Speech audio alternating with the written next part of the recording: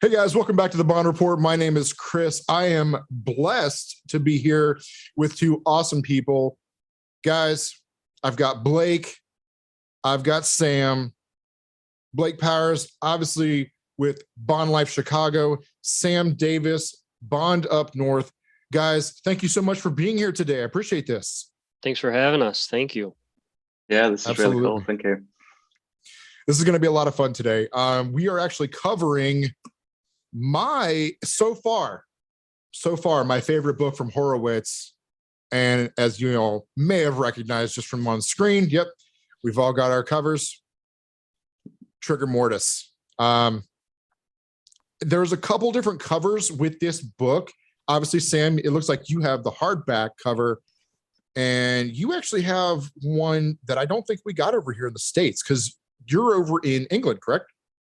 Yeah, that's right. Yeah, it is a paperback. It was one found in an airport many years ago. So yeah, this is the only cover that I've seen over here anyway. Okay. And just for everybody watching at home, if you're not familiar with this book, just a little bit of a prefix, if you will, or a subtext.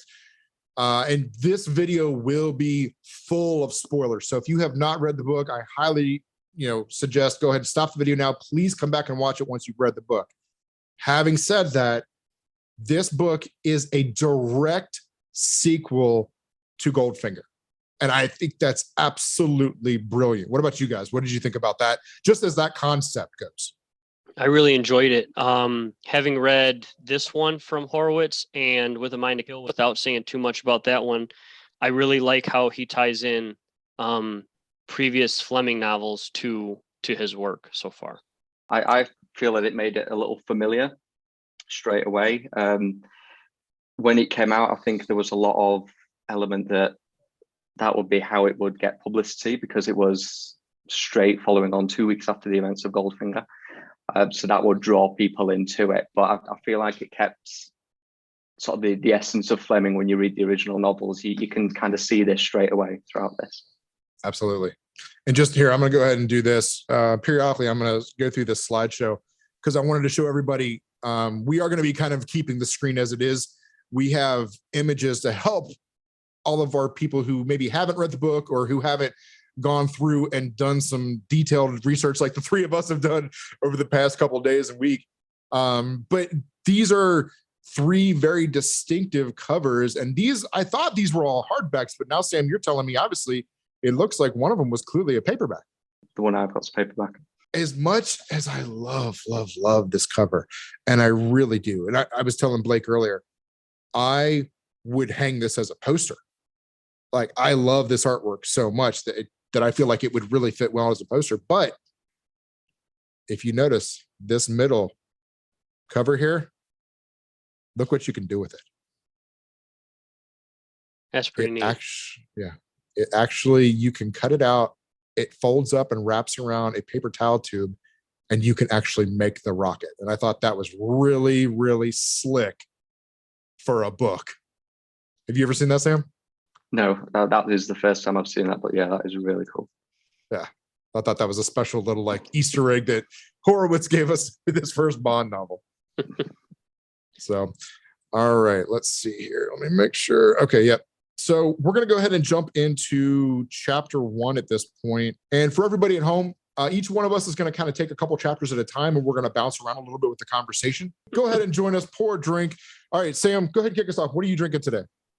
Okay, so when we first said that we'd do this, I thought, all right, I need to find something that's linked with the book. But then I thought, I'm representing the north of England here, so I've gone with a Black Sheep Ale, which is from Yorkshire, where I'm from, so it had to be done. So that's what I've got for this evening. A couple of bottles lined up. Awesome. Very, very nice. All right, Blake, what are you going with tonight? I've just got one glass. It's a little bit early here in Chicago, so I didn't want to get too crazy, but one glass of Macallan 15 with some ginger ale. Good choice. That sounds delicious. I do love ginger ale as a mixer. Yes, it's not too bad. So I actually I'm a big sucker for rum, and it just so happens they made some James Bond rum recently. So I went ahead and got the special edition rum for this event, got some lime, got some Coke, which I need to add some Coke to that because that's all rum in that glass right now. So let me go ahead and pour that up. But while I'm doing that, I wanted to go ahead and show everybody at home. So with the prologue, we actually get a little bit of information up front, and I liked how they did this. And I'm going to show everybody this because it introduces us to what was going on prior to the events of the book kicking off. And obviously that's what a prologue does. But our main character is Thomas Keller, and he is a scientist who has been approached by a member of SMERSH to basically thwart a rocket launch. And he, within all of this, he's being paid off, and he's a very intelligent man. And we'll go into the why and what he does later on in the book. I don't want to give too much away this early, but he takes the money. And I love the scene in the very beginning where he meets up to collect payment and to let SMERSH know, hey, I did the job. It's all good. You know, go ahead and pay me. But he has this like, almost like maybe a guy who's read too many Bond novels kind of an attitude. And he's sitting at the table and he basically is telling this SMERSH agent, like, you know, look, I've been filming you. I've got the license plate of your car written down outside, you know, every time we've met, I've recorded it and all this, trying to basically give himself a little bit of an insurance policy so that he doesn't get killed. Irony strikes because he leaves, takes the money. The SMERSH member is kind of insulted, says, don't worry about it. Stop reading all those crazy books. You know, if we need your help again, cool. If you did your job, great. He goes home. He's driving a Crosley station wagon. And I wanted to look this vehicle up because I thought it was so unique. This book being based in 1957, this is a 57 or a 56 Crosley station wagon. And it is so much a bare bones. It's like that era between the Model T and like a modern car almost. Like we only had a couple years, right? Yeah, there's almost like nothing in it. It looks like I hadn't seen any pictures of it. I just hearing station wagon, I obviously just pictured more like the National Lampoon's type station wagon. I had no idea that it was, like you said, so bare bones almost. Yeah, like the doors are paper thin. I mean, look at the backs of the seats. It looks like somebody just took a lawn chair and shoved it in there and said, okay, off you go. He drives home. He's got the money. He meets up with his wife, and his wife was like, did you count it? He's like, no, I didn't count it. You know, it was a deal going down. I took the case and I came home, you know, I'm ready to go. Like, let's go. They're getting ready to go off and do this big thing. Out of nowhere, she surprises him. She kills him. What did you guys think about that? Like a little twist right early on. So I really like the prologue. Anything with rockets, it sounds like it's going to get started off a pretty good Bond adventure for sure. And then that complete plot twist, it's like, oh, well, now what's going to happen? Like that guy's dead. The main character to that point is dead and his wife is on the run. Like where are we going from here? It was a very much cold open. What do you think, Sam? Yeah, I completely agree. I feel like how he's introduced, you expect him to be throughout the novel a little bit more than the prologue. I know that he does play a key part in the story overall, but you don't expect him to die straight away. It definitely set up the era for me. I mean, as a Brit, there's a lot of images that you get with 50s USA and the diners, and that immediately hit what I would imagine it was like at that time. It was a wild opening for sure, because I know I did not see the main protagonist right away, just and he's dead, it's out. But that does, like we said, it kind of drops off right there. It is a cold open. As far as a movie goes, I felt like this would be a great start to a movie though, because it was like, boom, gun barrel, roll the title, here we go, we're off, with the song. Yeah, it'd be one of those pre-titles without Bond in it, obviously, but it definitely would have been a good suspenseful pre-title for sure. Following the prologue, it's chapter 1, back to work. We head to England 2 weeks after the events of Goldfinger. Bond is back at his home. Pussy Galore is with him. It seems like in the first few pages, it describes their relationship and what's happened over the last few weeks, and very much Bond is bored, and it feels like Pussy Galore is bored too. She's obviously in danger following the events of Goldfinger, and he's keeping her safe. Bond heads back to work, essentially to catch up on paperwork following the events of Goldfinger. I don't know about you guys, but I felt like there was a lot of Fleming in here. From, you got it straight away, the Bentley, how certain items of food and clothing are described. It felt like Fleming straight away. Bond goes to work. We get hints of, now Blake, you said you can't pronounce Smersh, I can't pronounce Leola Ponsonby. Is that right, everyone? Sounds good to me. And Bond's Leona Ponsonby is what I got. But yeah, to stack on what you Yep. were saying, with the different items, I love the fact that they specifically, in that Fleming kind of style, like you were saying, he used orange and bergamot shave cream. And I tried to find an image of that, and there is no such. The scent of orange does not exist anymore. It is not made, and I could not find any images on that. Sorry, just wanted to throw that in. Go ahead, Sam. No, that's fine. But that's exactly what we're saying. It's, you read Casino Royale, you read the Fleming novels, and it's all about them little hints into his life that you wouldn't necessarily find in this genre, this book. And so we're introduced to Leola.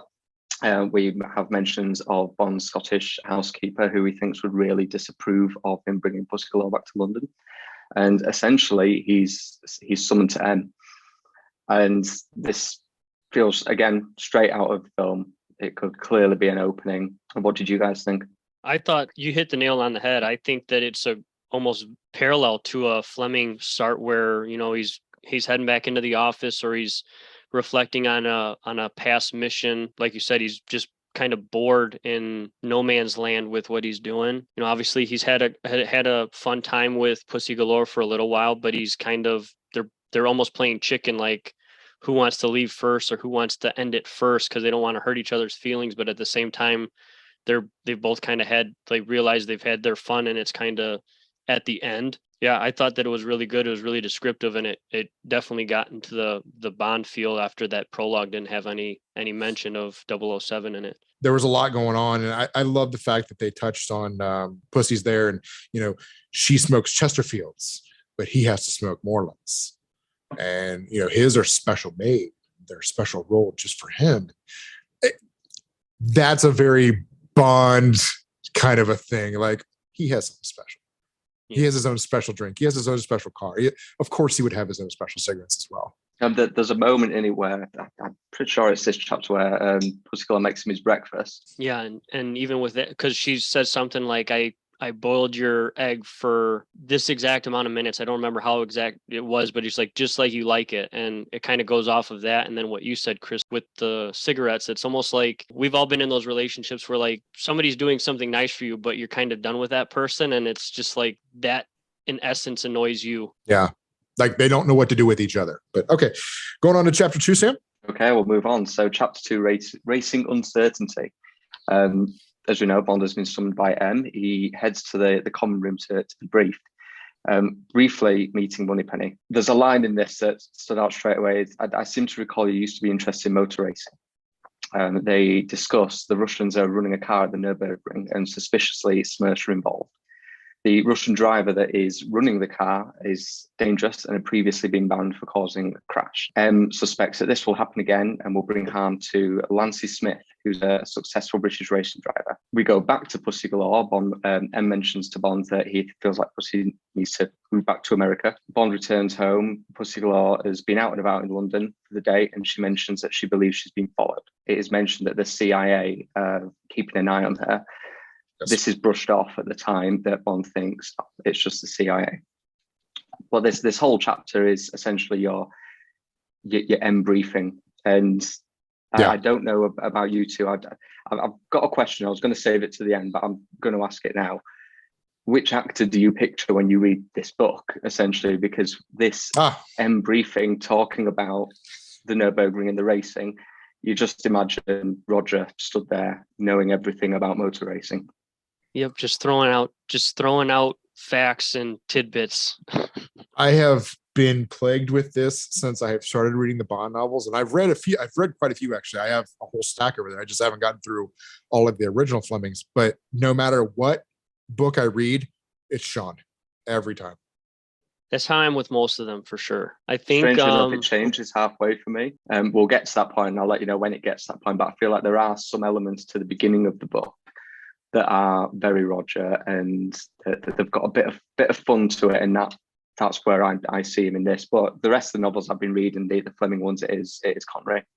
Blake, you want to go ahead and kick us off on chapter 3? Oh yeah, definitely. I don't have as awesome of a summary as Sam did, but basically Bond gets to the racing facility where he's going to practice. In the past chapter, M mentions a Logan Fairfax who's going to help him practice and train and learn to race. And obviously Bond loves cars and he can drive well, but it's a little bit different when it enters an actual professional racing ring.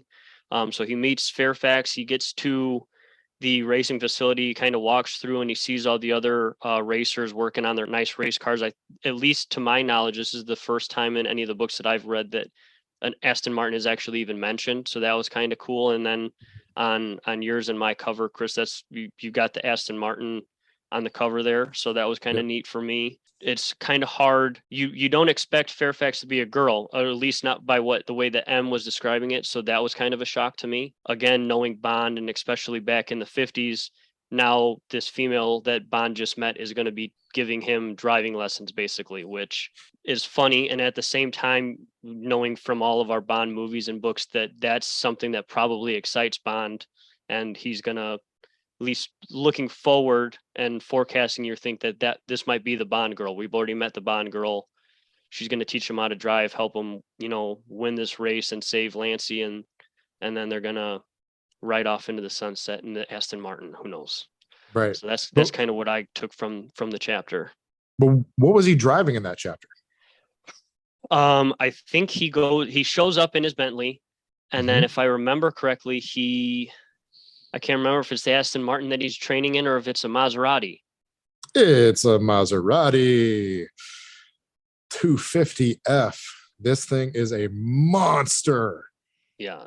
Look how low that thing is sitting to the ground. Open wheel racing, single cockpit. Love this car. This whole chapter was great. I agree. There's a lot that they're kind of throwing at us. One thing I did want to point out too, and I thought was a fun little nod, and Sam, you may have some input on this as well. Logan Fairfax, Gold Omega Seamaster. Of all the watches, this isn't a movie. We don't need a product placement. But did you think that was, Sam, I'm asking you, what did you think about that? Was that necessary, or was that just like a little Easter egg for us?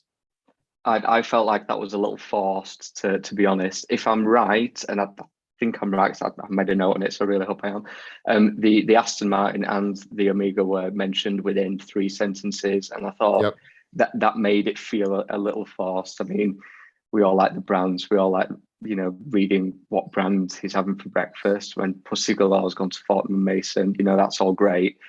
It was just too close together for me. Yeah, and I think he said something like the Omega, which of course it's the only thing he would expect a race car driver to be wearing. Right. Wait, what? A Seamaster. I could see a Speedmaster maybe, but a Seamaster? But this car is beautiful. I got a couple shots here I wanted to show you guys. And that gets more. You can see that whole exhaust pipe that comes out the whole length of that thing, because it's nothing but engine up front. Yep. And it, especially seeing the images of these, it's once we get into I think it's in 2 or 3 chapters from here, it's how intense the actual race is. You can totally vision it, seeing this car, because it's almost like a death race. If you crash, you're a goner for sure. Oh yeah. Like there's no roll cage. There's no, it is not a good day. You roll one of these things over. And I mean, but that's part of why, the center of gravity of these things is literally on the ground. Right. The Devil's Zone. So basically, in summary, this chapter, it's come to be race time. So Bond's time with Fairfax is ended, and they've begun to hit it off. Bond has kind of finally convinced her into at least going out with him for the evening, and things are going well. As they return back to his hotel room, he finds out that Pussy Galore has actually come to visit him, but it seems like he's gotten a flash of a car driving out of the parking lot as they're pulling in. It goes into a chase. It's almost similar to Casino Royale, where Bond is chasing after the vehicle that has Vesper in it. You know, he's scrambling. They think they're catching up, but they don't see taillights anymore. And then all of a sudden, Fairfax, who's more familiar with the area, mentions, oh, there is a pull off back there that we missed, the Devil's Zone, which is kind of like its own little, like almost like stone feature somewhere in the middle of the forest there that some people like to go to. It's kind of like a tourist attraction for locals. And then as they get like a there, druid site. yeah, I couldn't find the word. Thank you, Chris. Yeah. And then as they get there, you know, Bond makes some cool little almost grenades basically with things that he found in the trunk of Fairfax's car, which I thought was pretty neat and resourceful. It's very Bond. And ultimately he finds that they've kind of tied up Pussy Galore to this rock feature and are planning on painting her gold. So it's definitely not the CIA at this point. It's potentially something related to Goldfinger, which they also kind of mention in that second chapter, that potentially some members of Goldfinger's organization are still out there, or at least some of the mobsters are. I loved how this whole thing kind of unfolded because Bond has actually got Logan Fairfax out at dinner, and he's like on the verge of kind of wooing her a little bit and like, hey, come back. Yeah, maybe I go back to your place, but I got to stop at my place to get something, kind of thing. And on that thought, one of my bullet point notes here is 2 Bond girls at once? Question mark? Right? I'm like, oh, okay, we're gonna do this then. Okay. Yep. Yeah, they teetered on that, didn't they? Yeah. It's like, what's he got planned here, Rico Suave? But that is a very, you know, and I joke, but that is a very Bond thing. You know, that is something that I could completely see them writing into a film, just to be cheeky enough. And then just like this, as he's pulling up to try and make the magic happen, everything hits the fan. Sam, what was your take on that one? Quite a sinister chapter, really, isn't it? Again, I've not read the Goldfinger novel, so you go by the book, by the film, and it is, as the films were family films, a little light-hearted. So I don't know how much it links back to the Goldfinger novel itself, but yeah, quite a sinister chapter.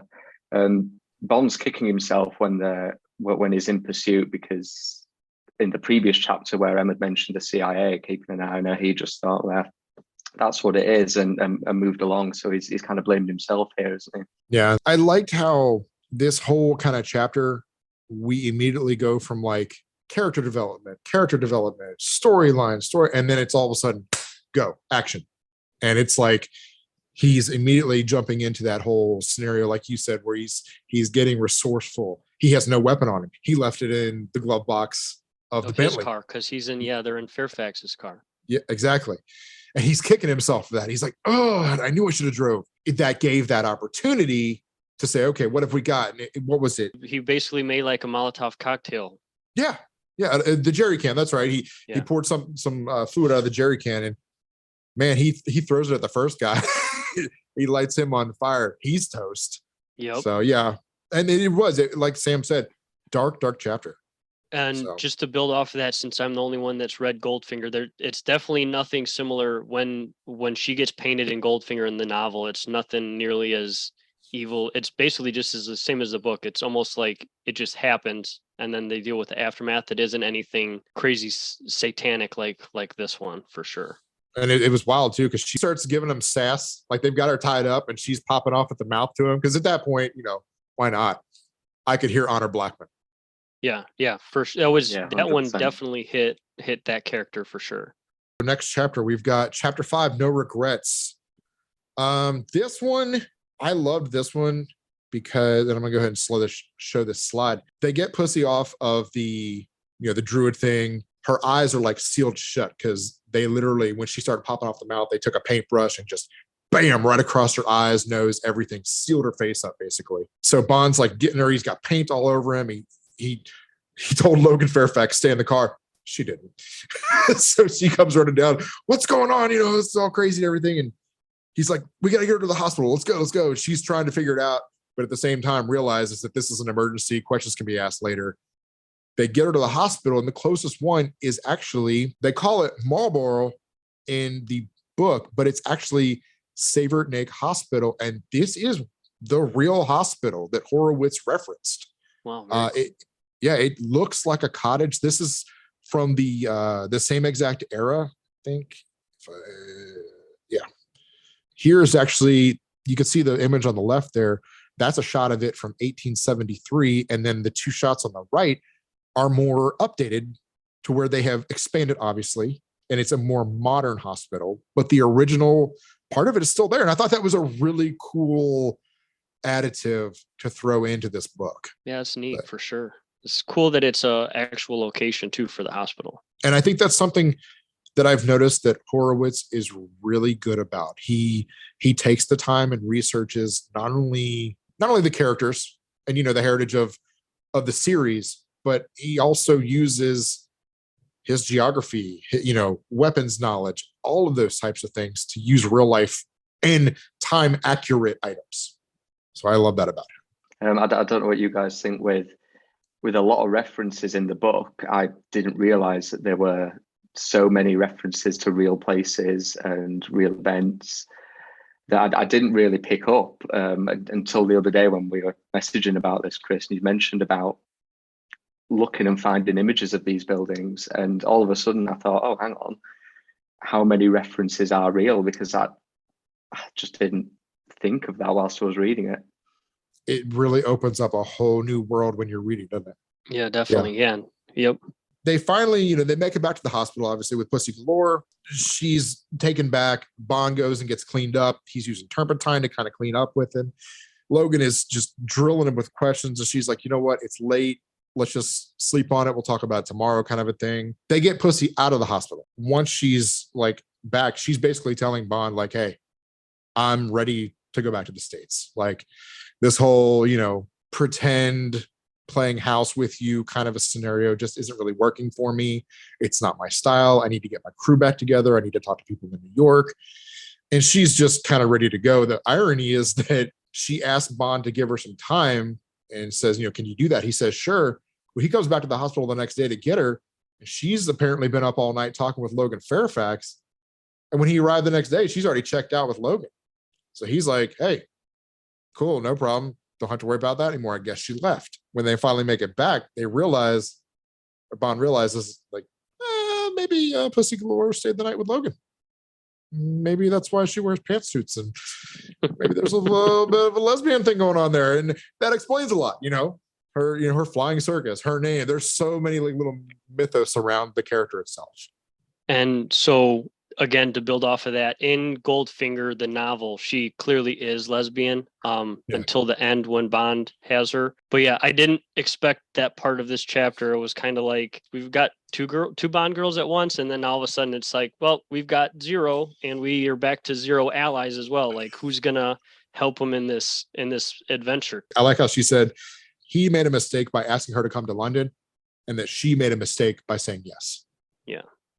And that's that whole moment of like, this was a farce to begin with. We had fun.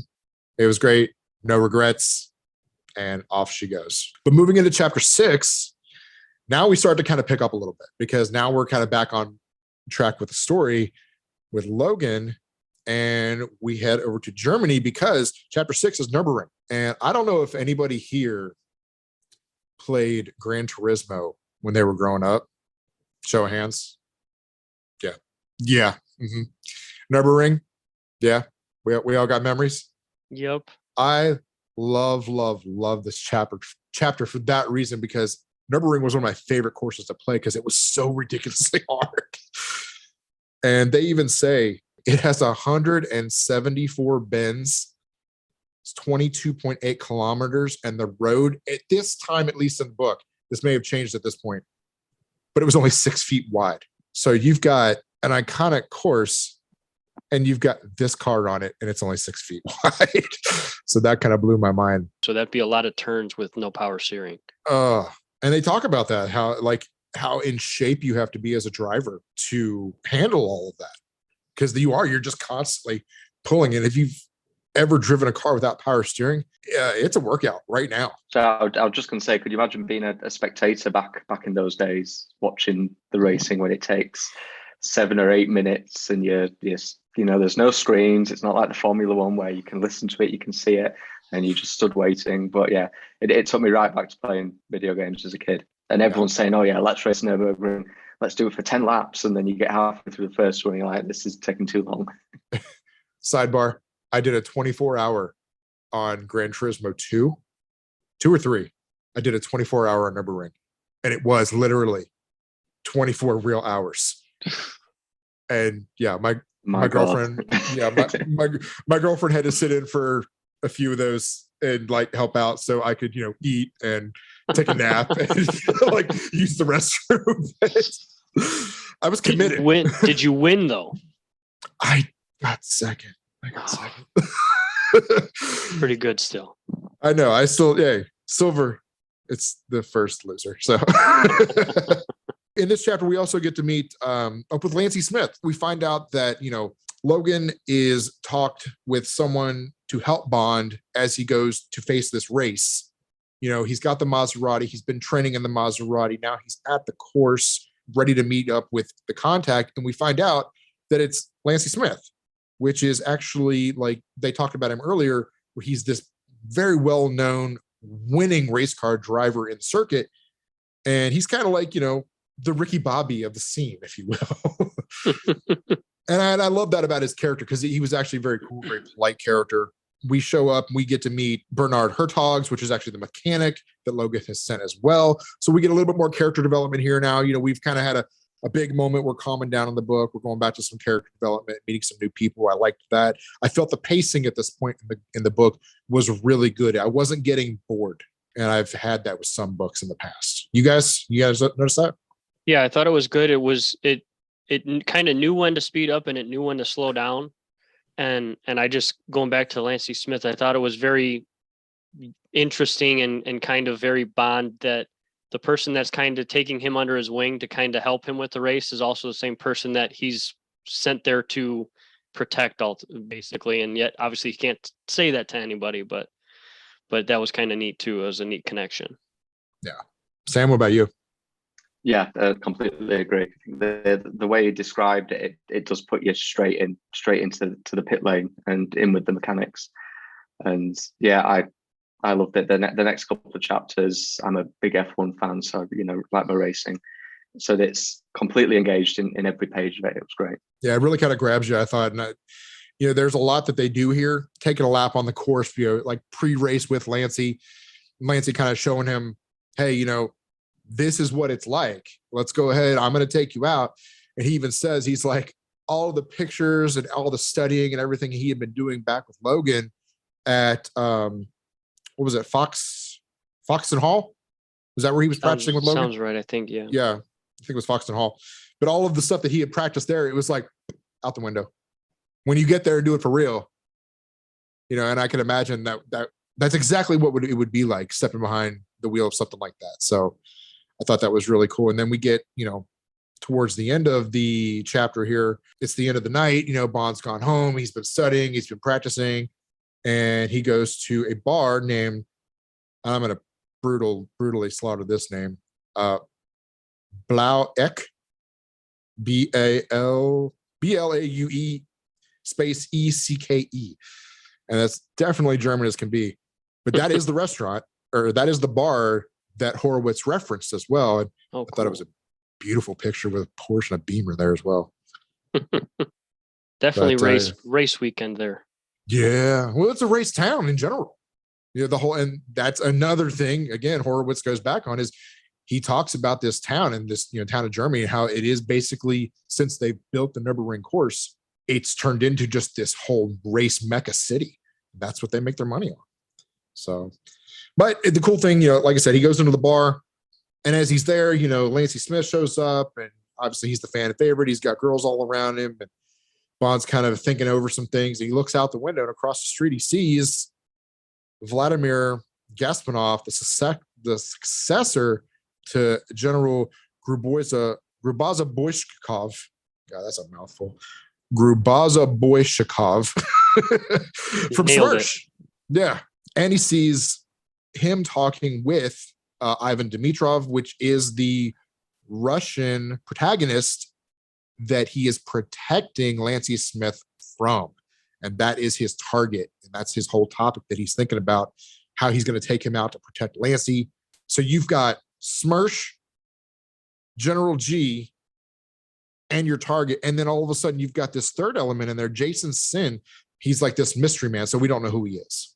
Yeah, I think he asked, and that's another part where I think Lancey helps him, if I remember correctly. I think he asks Lancey, like, hey, who is that guy with those people over there? And he knows who he is because Sin has kind of made himself known in the race world. Sam, you want to go ahead and kick us into chapter 7? Chapter 7, yeah, Murder on Wheels. You mentioned the pacing of the previous chapter. That carries on completely within this chapter. It's great. This is the one that, if I'm right, if I've done my homework, this is where the original material is taken from Fleming.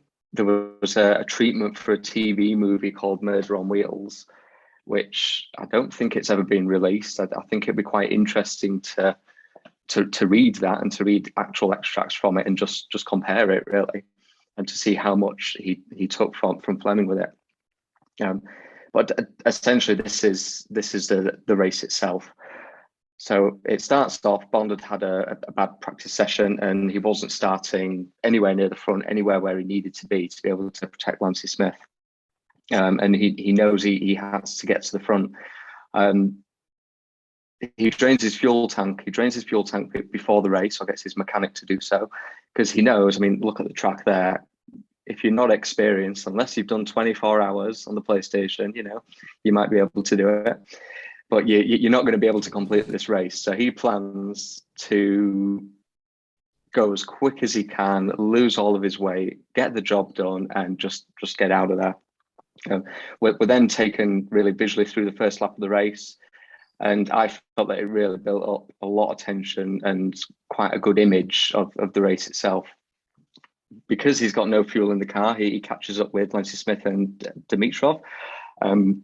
He sees an opportunity to overtake. He swerves to make contact with the Russian, taps the Russian car. Both cars fly off the track into the trees with horrific circumstances, really. Dimitrov is brutally stuck in a burning car, and despite risking his own life, his mission is complete. Lancey Smith has been saved. Great chapter. Yeah, really good pacing on it. Like you said, it really did kind of fly through. I think the way that Dimitrov, I don't like to use foul language on the channel, but man, he got fucked up. Like, he really did. Like, he had oil and fuel burning and dripping down on the body, and it was a gruesome like description of what happened to him. I love that Horowitz isn't afraid to go there on some things. It almost, again, kind of how gruesome it was that Bond actually ends up showing mercy and pulling him out of the car to save him, where he doesn't want to stand there and listen and watch this man burn to death. So he actually chooses to pull him out of the car rather than just let it happen. And another thing I put was just that race is so intense. And obviously, as you showed with some of the pictures, the track is huge with all the detail and like how crazy it is. You almost feel like we've witnessed several laps, and then all of a sudden, they mention like, okay, well, that was turn 4, or I don't remember exactly what turn it was. He's like, oh, okay, well, we haven't even gotten halfway through one lap yet. Like, right. Holy smokes. But not a joke. It kind of makes you feel like you're sweating it out just as much as Bond is, white knuckling that steering wheel and trying to just get the mission done. Bond even references it, doesn't he? That he can't believe how early on in the race he actually is, and that's when he's panicking that he's left it too late. But he doesn't think he's going to have enough gas left or something. He thinks he's going to run out of gas already. Yeah, and they even talk about it. He's like, losing control at 120 miles an hour. It's not a pretty thing. Sorry, I was just going to say, you showed us the picture of the car. I mean, imagine that coming off the course. I mean, you look at crashes in modern motorsport, and people are very lucky, and it can get very nasty. But back then, it was commonplace for people to die on track, wasn't it? Yeah. Well, and with that open wheel design, and they even talk about it here, how he gets Dimitrov. He basically comes up along the side of him, and if this is Dimitrov, Bond's like, I'm gonna come up alongside you and put my wheels right in between your wheels and hit the brakes, and that it just launches you. And I mean, I've seen it happen. F1 still has that problem. I mean, that, Sam. So yeah, absolutely. All right. So yeah, Bond pulls him from the wreckage, shows that mercy, saves his life. Moving on to chapter 8. Okay, so we move on to chapter 8, which is Castle Sin. Essentially, this chapter is the after party of the race. Prior to the race itself, this is where we learn how people know who Jason Sin is, because he's the wealthy guy that throws the parties after the race. And Bond heads to the castle where the race has been held. I quite liked at the beginning, he enjoyed a glass of Dom Perignon 53, was mentioned early on in the chapter. Bond had then seen other members of Smersh arguing with Sin, and he grows suspicious. He needs to get out of the party and learn more about the character. He knows that this being Sin's property, he needs to get away from the party and get access to upstairs. But he isn't the only one doing this, and this is where we meet Jeopardy Lane, an apparent journalist. When he's speaking to her, Bond makes a quip about the feature of a well-known Maserati, and he essentially gives her the wrong fact about a car, on which she just brushes off. And the fact that she doesn't correct him makes him suspicious of her and realize that she's not a journalist and not the only one trying to get access to this castle. Very telling. Yeah, she gave herself away on that. Another part I liked about this chapter was the quick interaction between Sin and Bond. It was, very much similar to, like Bond and Largo, where like they're hinting at like they know each other's bad news for each other, but they're in the middle of this big party with a bunch of people, so they're not going to just duel it out right there. They've got to be cordial, but at the same time, they're not necessarily being nice to each other at the same time with what they're saying. Right. Like when he was playing cards and he's like, the specter of defeat. Yeah. Like, haha. Yeah. Was that a tell? Did you say something? Right. Like, no, I pictured the scene in Casino Royale with Bond and Le Chiffre where they meet and shake hands, and he's confused about his name. That's what I referenced to that point. Yeah, that's another good one. Yeah.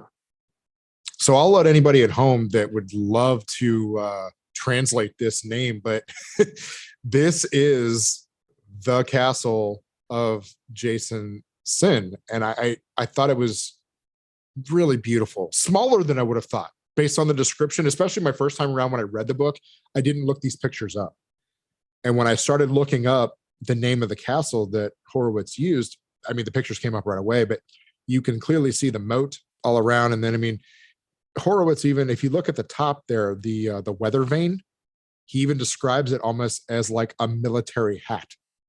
Oh yeah, like a German military hat. Yeah. Yeah, and that's what that center piece right there is. It's a little bit easier to see it that way, but that right there, to me, I saw this picture and I was like, this is the party. This is what it would look like. That dusk shot right as the party was getting ready to kick off, and be absolutely gorgeous inside, which, I mean, most of these old castles that are maintained usually are. But okay, I just wanted to show a few pictures of that because I thought it was just such a beautiful landmark. Can't pronounce it still.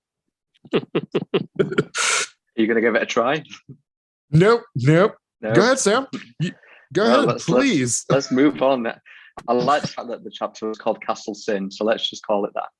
There we go. Castle Sin it is. All right, moving on to chapter 9.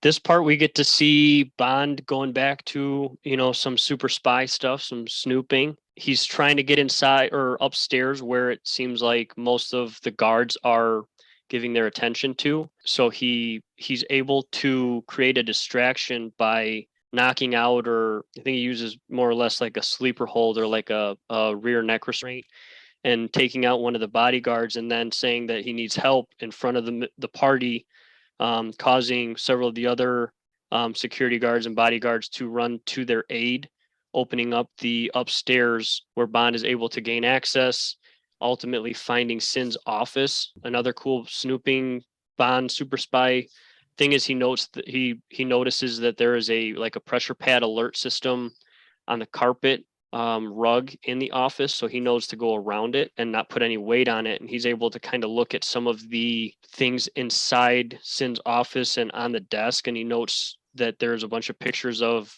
Sin with other Koreans and a bunch of rockets and a coastline. He doesn't know what kind of rockets they are or where the coastline is, but he's starting to add stuff up, and this is kind of where it connects the prologue to the rest of the story, because before then we've gone from, messing with rockets to this race, and we don't know kind of where the rockets tie into it. So that's kind of where, for me at least, the two different like streets are connected finally. And while Bond's doing that successfully, all of a sudden another figure runs through in the shadows, and it's Jeopardy Lane, who actually sets off the alarm because she doesn't pay enough attention to know that there's an alert system underneath the rug. And I thought that was really cool.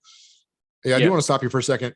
Hey, I don't know that we've seen anything like that, like a pressure sensitive alarm like that in a villain's lair. Can anybody recall anything like that? I don't think so. I think, yeah, like you said, it's definitely a unique, thing that, of course, Bond would notice it because he's Bond, but, then another spy is going to be like, oh, well, gosh, you just set off this alarm. Thanks. Yeah.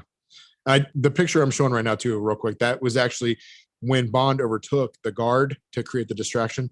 That is the pistol that he took off of the guard. Mm. That's that Sauer 38H. So I just wanted to show a picture of that because I thought that was a really, for the time, that was a direct competitor with the Walther PPK. But as you can see, it's actually got that decocker there, it looks like. Or Yeah, it looks like actually, no, that's a slide stop. Sorry, it's a slide stop.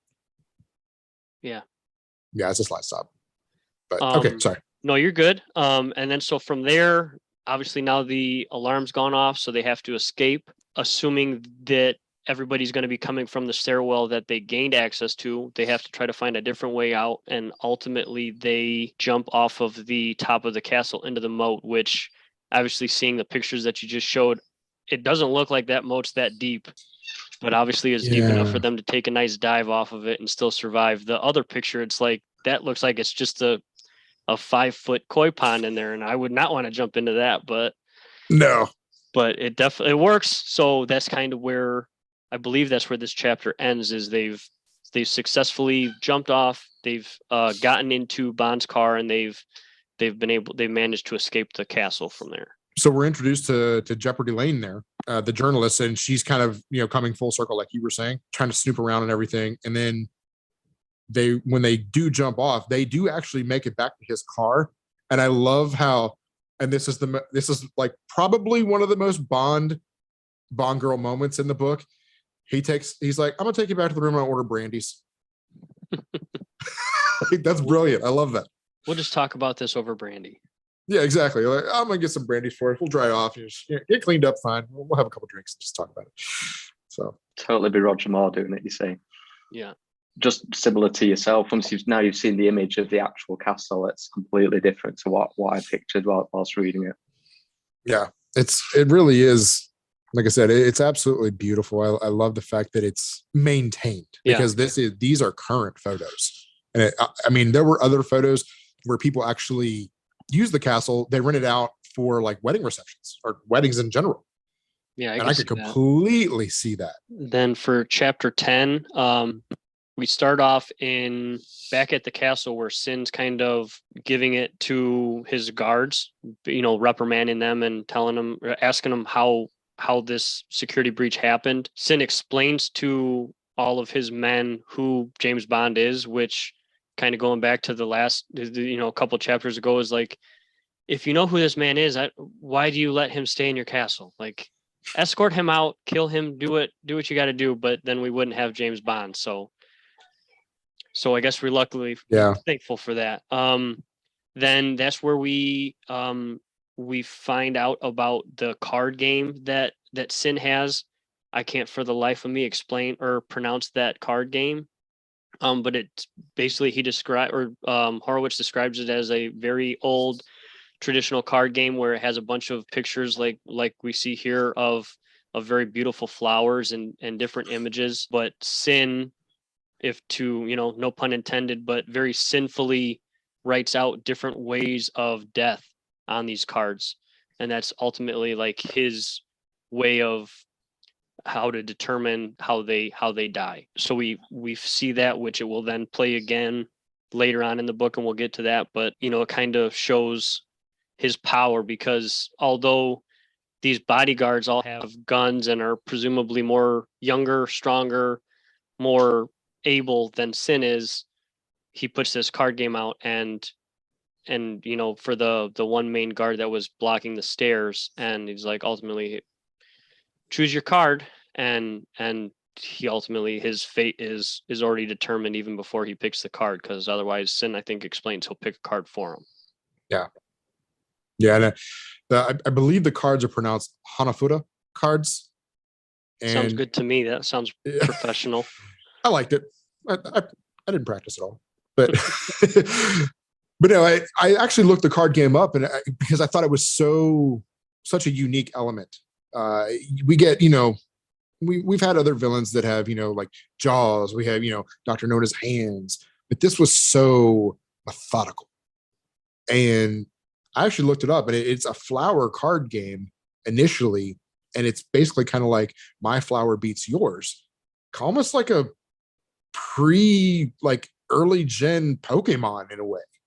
Like it's a battle card game. Yeah, it's a battle card game, but using flowers. So, you know, there's more to it, obviously, and clearly Jason does, you know, he puts his own twisted, you know, sin to it.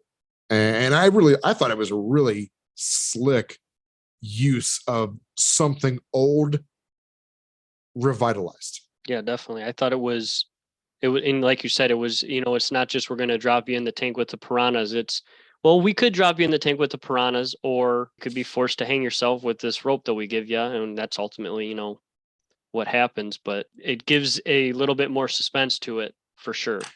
Absolutely. What do you think about that, Very Sam? It's very dark, isn't it? I mean, you both mentioned sort of the quirks of other Bond villains, and it is kind of something that you expect to see from a Bond villain, is something that makes them a little bit unique. But, you know, piranhas, metal teeth, it is a quirk, really, isn't it? Whereas this is actually really quite dark, and that's one of the things that I took from it. Again, the pun, quite sinister, Jason Sin.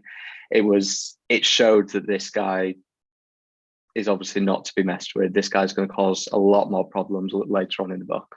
Reloading, sorry. Give me 1 second here. I'll jump in here. Feel free to talk amongst yourselves. You guys need a refill? I was just going to say, are we about that time? That's good timing, isn't it? Yeah, let's go ahead and top it off. Rum. Have you guys had this yet? Yeah, I have a bottle. It's pretty good. Okay, so chapter 11, Jeopardy. Bond and Jeopardy Lane. You know, they're back at his hotel. They're both kind of getting cleaned up. Like I said, at the end of the chapter before, he orders brandies for them. So it's a direct continuation right into that moment. He pours the brandies for them. Bond actually goes ahead, because they jumped in the moat, he got the photos wet. So he's pulling the photos out of his clothes and trying to dry them off. You know, he notes that a couple of them are a little bit damaged, but overall you can still see pretty much everything really good. And then she just starts giving him the business.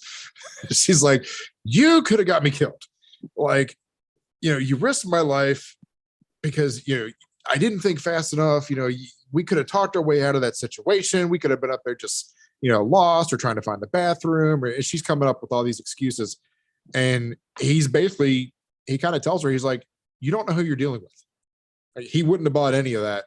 You would not have made it out of that room or that castle alive had we not done what we did. And kind of, you know, put some perspective on it for her. And, you know, ultimately they kind of end that conversation. They end up going to sleep that night. You know, she's still kind of miffed at him, giving him a little more attitude. And they wake up the next morning and she calms down. She's had some sleep. She's had some time to think about everything. And she, you know, she apologizes. And I thought this was so slick. So well done, Horowitz. She's like, you know, she gets all sweet with them and changes her whole tune.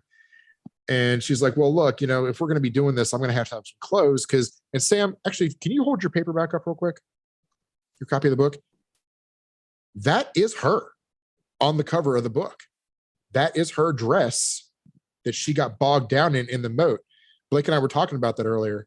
And I thought that was kind of a cool, it's very subtle. I don't know why they went, of all the things they could have chosen for the cover of that book, they went with her in the moat and her dress. But you know, she doesn't really have any clothes because that dress is done by being in the moat at that point. So she sends him out. She's like, go get us breakfast. Go get me some clothes. I don't care what you get. And she said, leave the key. So she's completely caught him off guard here. He runs out the door thinking he's just going to go get some stuff. No big deal. He'll be back. He comes back to an empty room. She's taken off at this point, completely distracted him, and she stole one of the maid's outfits from the hotel, and off she goes into whatever she's going to do. And he's just kind of sitting there like, wow, did not see that one coming. But I thought that was kind of switched a fun on, is he? He's not very switched on so far throughout this book. That's the second time. First, it was the first time with this, who we thought was the CIA in London. And then this is, needs to pay more attention. Yeah, he's definitely getting a little blinded by the women, to say the least.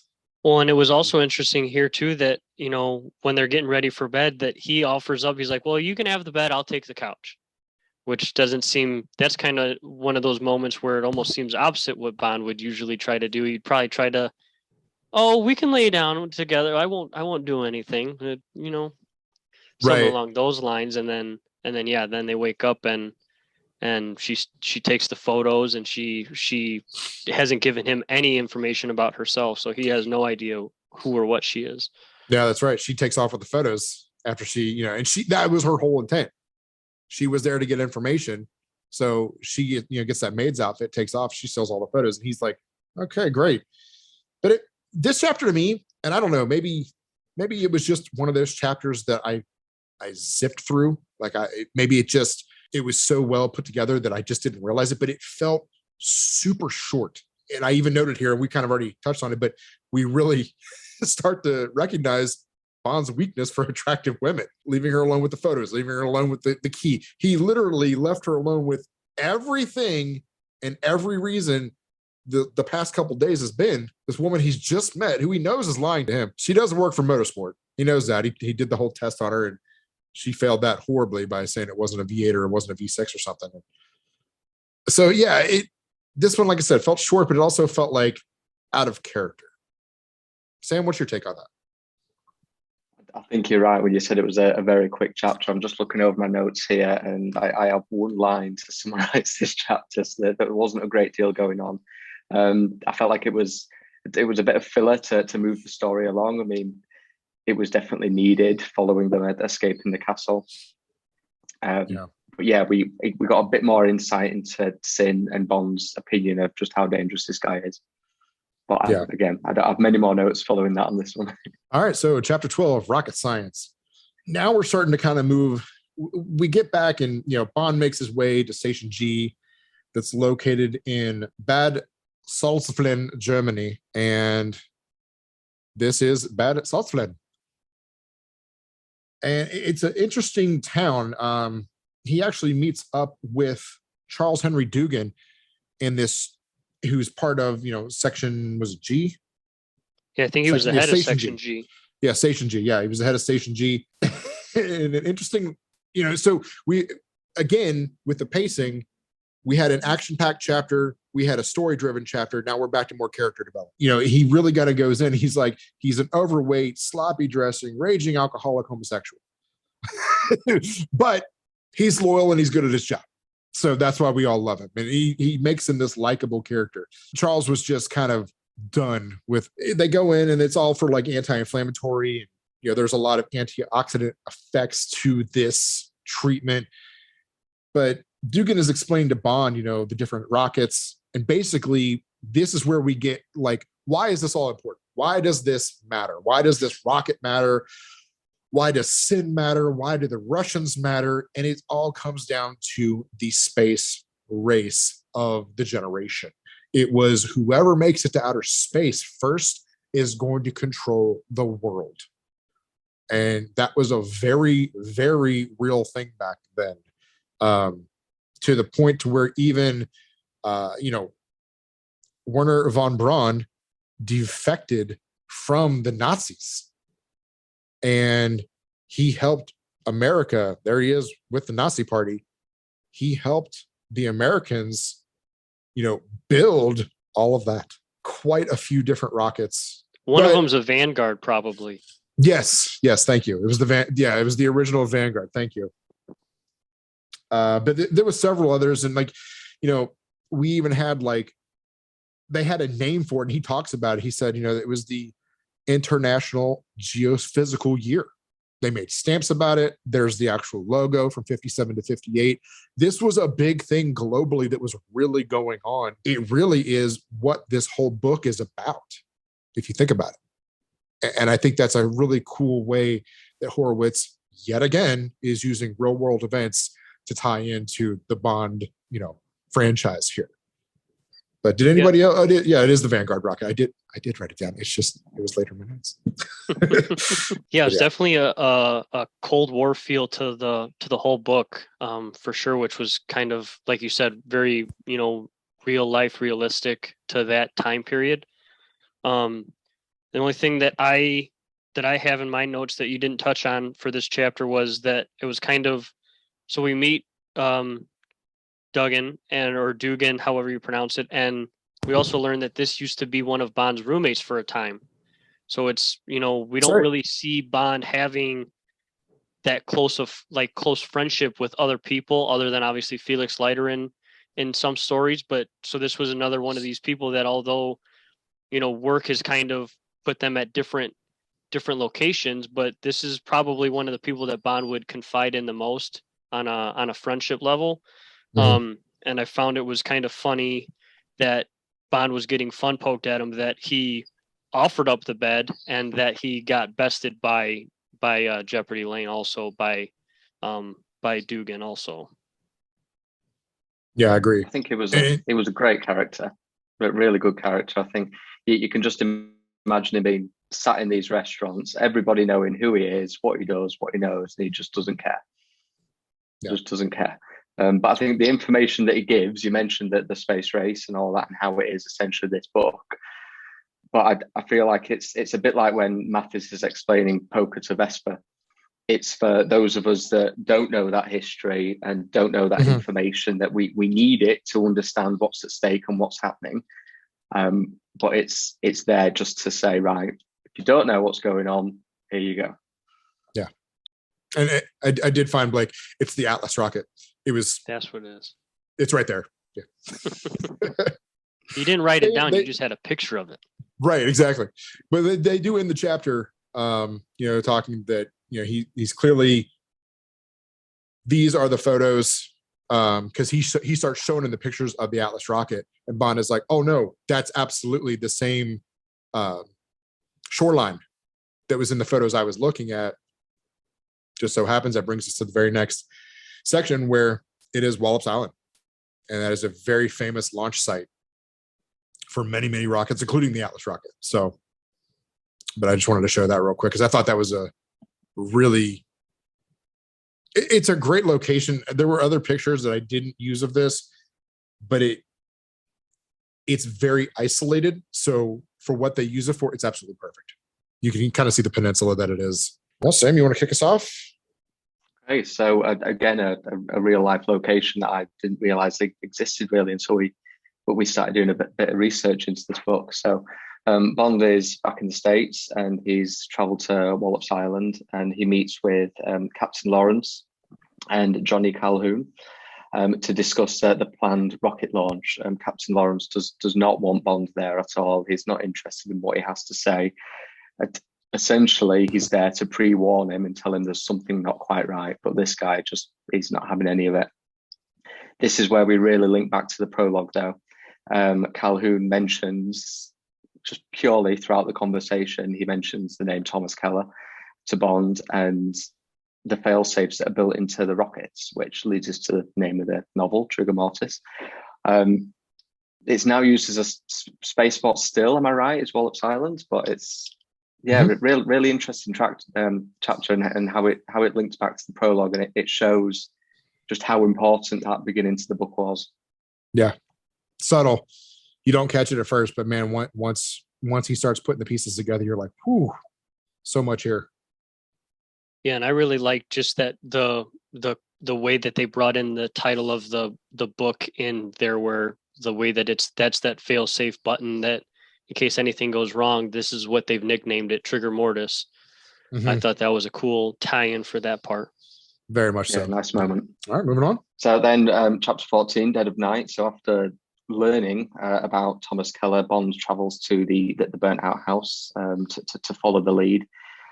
again, it's another chapter that's kind of filling in the gaps, but as the readers, we kind of know what's going on, but this is where Bond starts to learn what's happening, and it fills in the gaps in the events of the prologue.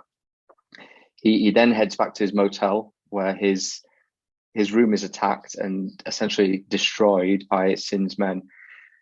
Bond is actually quite clever now. He's anticipated a move that's going to happen. His suspicions are raised, and he's not in the motel room at the time of the attack itself. Great chapter, lots of action here.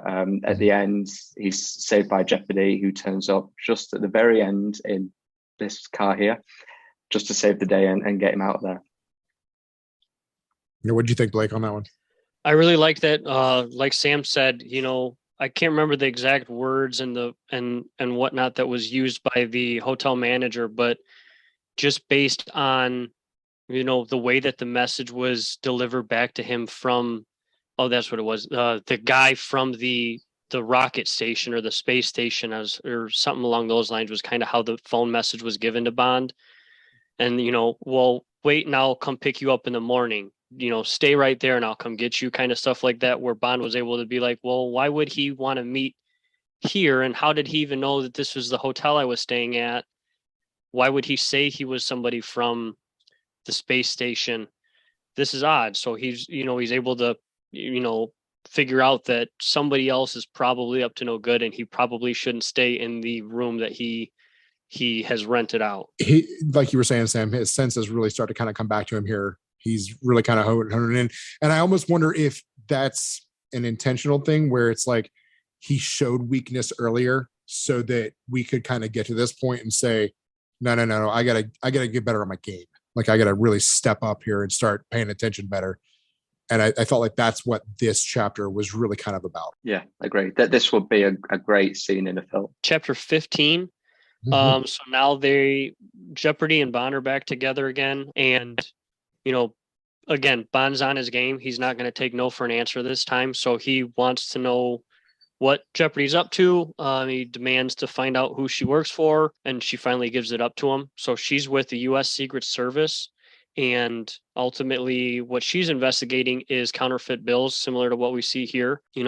So what happens is we find out through Jeopardy explaining to him what she's investigating is after Thomas Keller's wife murdered him, she goes to Las Vegas and goes on a bender basically with all this money, gambling, which raises some red flags to the casinos. And as they go to investigate that with her, she ultimately jumps out of the window of her hotel room and commits suicide. And what is left is the remainder of the money she hasn't spent yet. That's where the U.S. Secret Service comes in, because for those who don't know, the U.S. Secret Service is actually who handles any type of counterfeit bills or investigations for that. Basically, at this point now, Jeopardy and Bond have kind of created that bond finally, and it's clear that he and she are going to be allies throughout the rest of the book, and they're going to see it through together. They just have to figure out and kind of tie in what type of sabotage Thomas Keller might have done to get this money and where the money came from. And then, so this image here is one that I sent you, and just a quick little tidbit tangent from my experience in law enforcement. So anytime we get a counterfeit bill, we actually have to, instead of entering it into evidence, we get to enter a photocopy into evidence, and that counterfeit bill has to be sent to the secretary or the Secret Service. Yes. I've actually had that. Yeah. And so a lot of things where, at least what we see on the basic level is they'll wash a $10 bill and then they'll reprint it as a $100 bill. It's got the exact texture of a bill because it's a real bill. Yeah. But the image is just that slight tiny bit off. Or like you can see with these two images, like the coloring is just slightly different. Yeah. And then usually, and it would be curious, they don't really touch on it in the book, but I would be curious to see with all those counterfeit bills if it's the exact same serial number, because usually, again, on a lower scale, they print all those on those washed bills as the same serial number. So you could get multiple $100 bills and it's all that exact same serial number, and realistically they're all phony. Yeah. Yeah, I've had that happen to me before. I actually went to a bank, cashed a check. They gave me a Oh, geez. bad. Oh yeah, it was a $10 bill. Oh, They gave me a bad $10 bill, and what the person had done is they had taken a $1 bill and bleached it out completely, and then reprinted the 10. The only way I could tell was that it was cocked, like just it was a tiny bit. It wasn't lined up perfect, and it was just slightly askewed, and that was enough. And I went to spend it somewhere, and for whatever reason, I guess somebody thought something about it, and they held it up to see the hologram, because the US, even the 10s have the hologram in them now, and Yep. lo and behold, no hologram. And they were like, yeah, this is fake. I take it back to the bank, and I'm like, you guys gave me a fake bill. And they're like, prove it. They're can't prove usually we gave really, that to that's where most of ours come from, is they catch them at the bank when businesses drop them off. Because again, with those, and usually what we see is 10s washed into 100s, Yeah. and they'll buy something really, really small at some place that'll accept that bill, a pop for $2.50, and they'll get back $97. And now Yep. they've just made $87 ultimately. All right, moving right along. 16. 16. So we start to really feel the kind of like the tension of Bond's attraction to Jeopardy, and we get a little bit more of the backstory of Jeopardy Lane. And ultimately, she discloses she grew up in Coney Island. She was basically, I think her mom passed away or left early on, so she still had a dad, but she was ultimately like a child of the street, or like an orphan, more or less. I thought that it was a very unique story, but it was also kind of drawn on. Oh no, I'm sorry, that was Sin's story in the later chapter. It's very unique though, and she joins the circus as a teenager, which she explains like most of the kids of the street in Coney Island do. It's kind of where she got her toughness from, is kind of growing up on the street and then being part of the circus, and kind of having to grow up a lot sooner than most kids would have to. And they then go to Sin's compound that is over there near Wallops Island. I think it's a few hour drive away. And they do some canvassing, and they kind of look overview of it to kind of get a game plan, and then they go buy some things at a gun shop, some dark clothes and some masks and things like that, and they formulate a plan to get into the compound, and they find that there are clones of the missiles inside the warehouse there. And quite an interesting backstory. I thought to Jeopardy, it's not the sort of story I was expecting when you started reading it. Mm-hmm. I feel like it just made a bit more sense to her character later on in the book that we'll get to, in terms of the location that she grew up in. But it certainly made a bit more interesting, really. Yeah, I agree. It was a nice change of pace, and I gotta say, I feel like a lot of the characters in this book, even though he doesn't sit with all of them for a super long time per chapter or per backstory, the backstories are still rich, and they're individually unique. And I don't know if that's something that stems from just his previous writings, because I mean, Horowitz he's 40 books deep. So he's got some experience writing some books, and the success with the Alex Rider series, of course, that is got to be a direct influence from the Bond franchise as well. I loved how he dove in with her on this. Yeah, I think, like you said, I think we really get a good feel for every every character that we meet, for the most part. Yeah. There almost doesn't seem to be a minor character, really, does there? There's so much right. detail. And that's what makes, and I hate to sound like that guy right now, but that's why the books a lot of times are better than the movies, because they have the time to invest in those things. As where the movies, they might give you visual cues that if you read the book, you're like, oh, that was that thing that, they talked about in the book for, 2 pages. But in the movie, it's like, hey, he's wearing the pin. And that's it. That's all you get, Right. Where did the pin come from? Why does he wear the pin? And they tell you all that in the book. So I think it is just that the books have an opportunity to be more detailed. So, all right, moving on. So chapter 17. Whew. Buckle up. No gun re or no goon re. So Bond and Jeopardy, they're captured, they're being held from the compound, they're taken into Jason Sin's like other house, which was very, for this compound, felt like it was very out of character. And I felt like walking through this, it was very almost like, have you seen the movie Up in the very beginning where it's like the old couple's house is still there and the city's built all around it? It just looks that out of place, the way that Horowitz describes his house.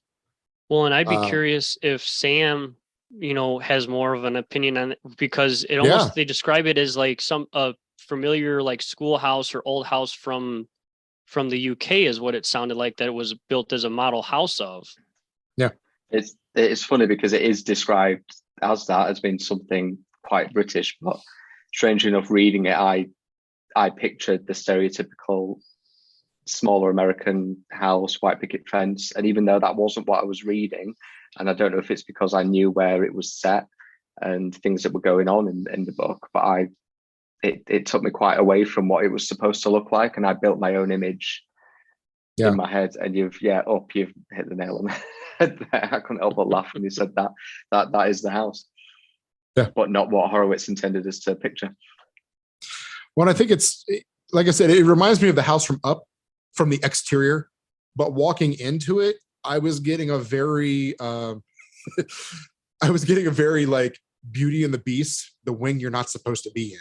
Yeah. Well, like that was, where everything is tattered and it's there, but it's covered in cobwebs. And this whole area is just completely unkept because he doesn't care about it. And that's kind of how they depicted the castle.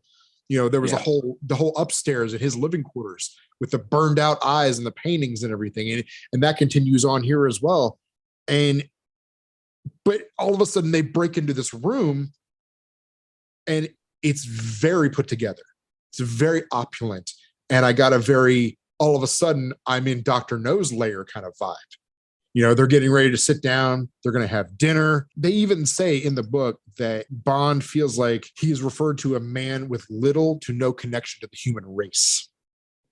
And that kind of reaches in and kind of touches your soul right there. It's like, he's just got those dead eyes about him. He's just, no emotion, he's just completely monotone. And we're about to find out why, because Jason Sin at dinner sits down in Jeopardy Lane, tries to kind of chime in for a second and say something, because there's 4 guards on him. It's a very tense moment. They don't know exactly what's going to happen. And, she kind of snaps. And we finally get the first time Jason Sin shows emotion.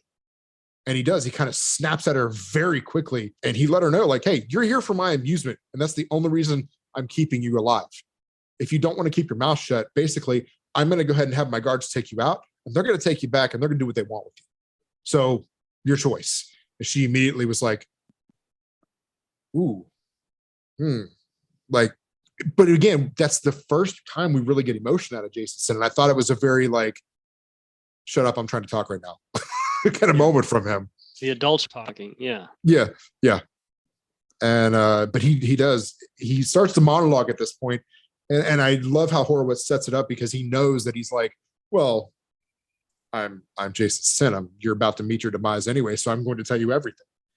And that's kind of a cliche moment.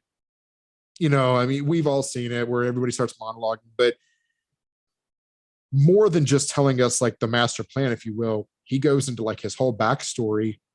And that's the reason I actually have up on the screen right now. Everybody's probably going like, Chris, why do you have a Russian tank on the screen? Horowitz again ties in real world events, and Jason Sin is a product of the Korean War. His family was tied to this huge dynasty. They were a very well-off family in South Korea when the Korean War broke out. And lo and behold, as soon as it hit, it took 3. They thought it was going to take 7 days to hit their house. It took 3. And they went from opulence and dinners and parties and nice things to poverty level, like a backpack and the clothes you're wearing, and that's it, we're going. And it was really kind of dark how he kind of broke all this down. And, this was June of 1950. North Korea invaded to help, and they used the help of Russia with the T-34 tanks.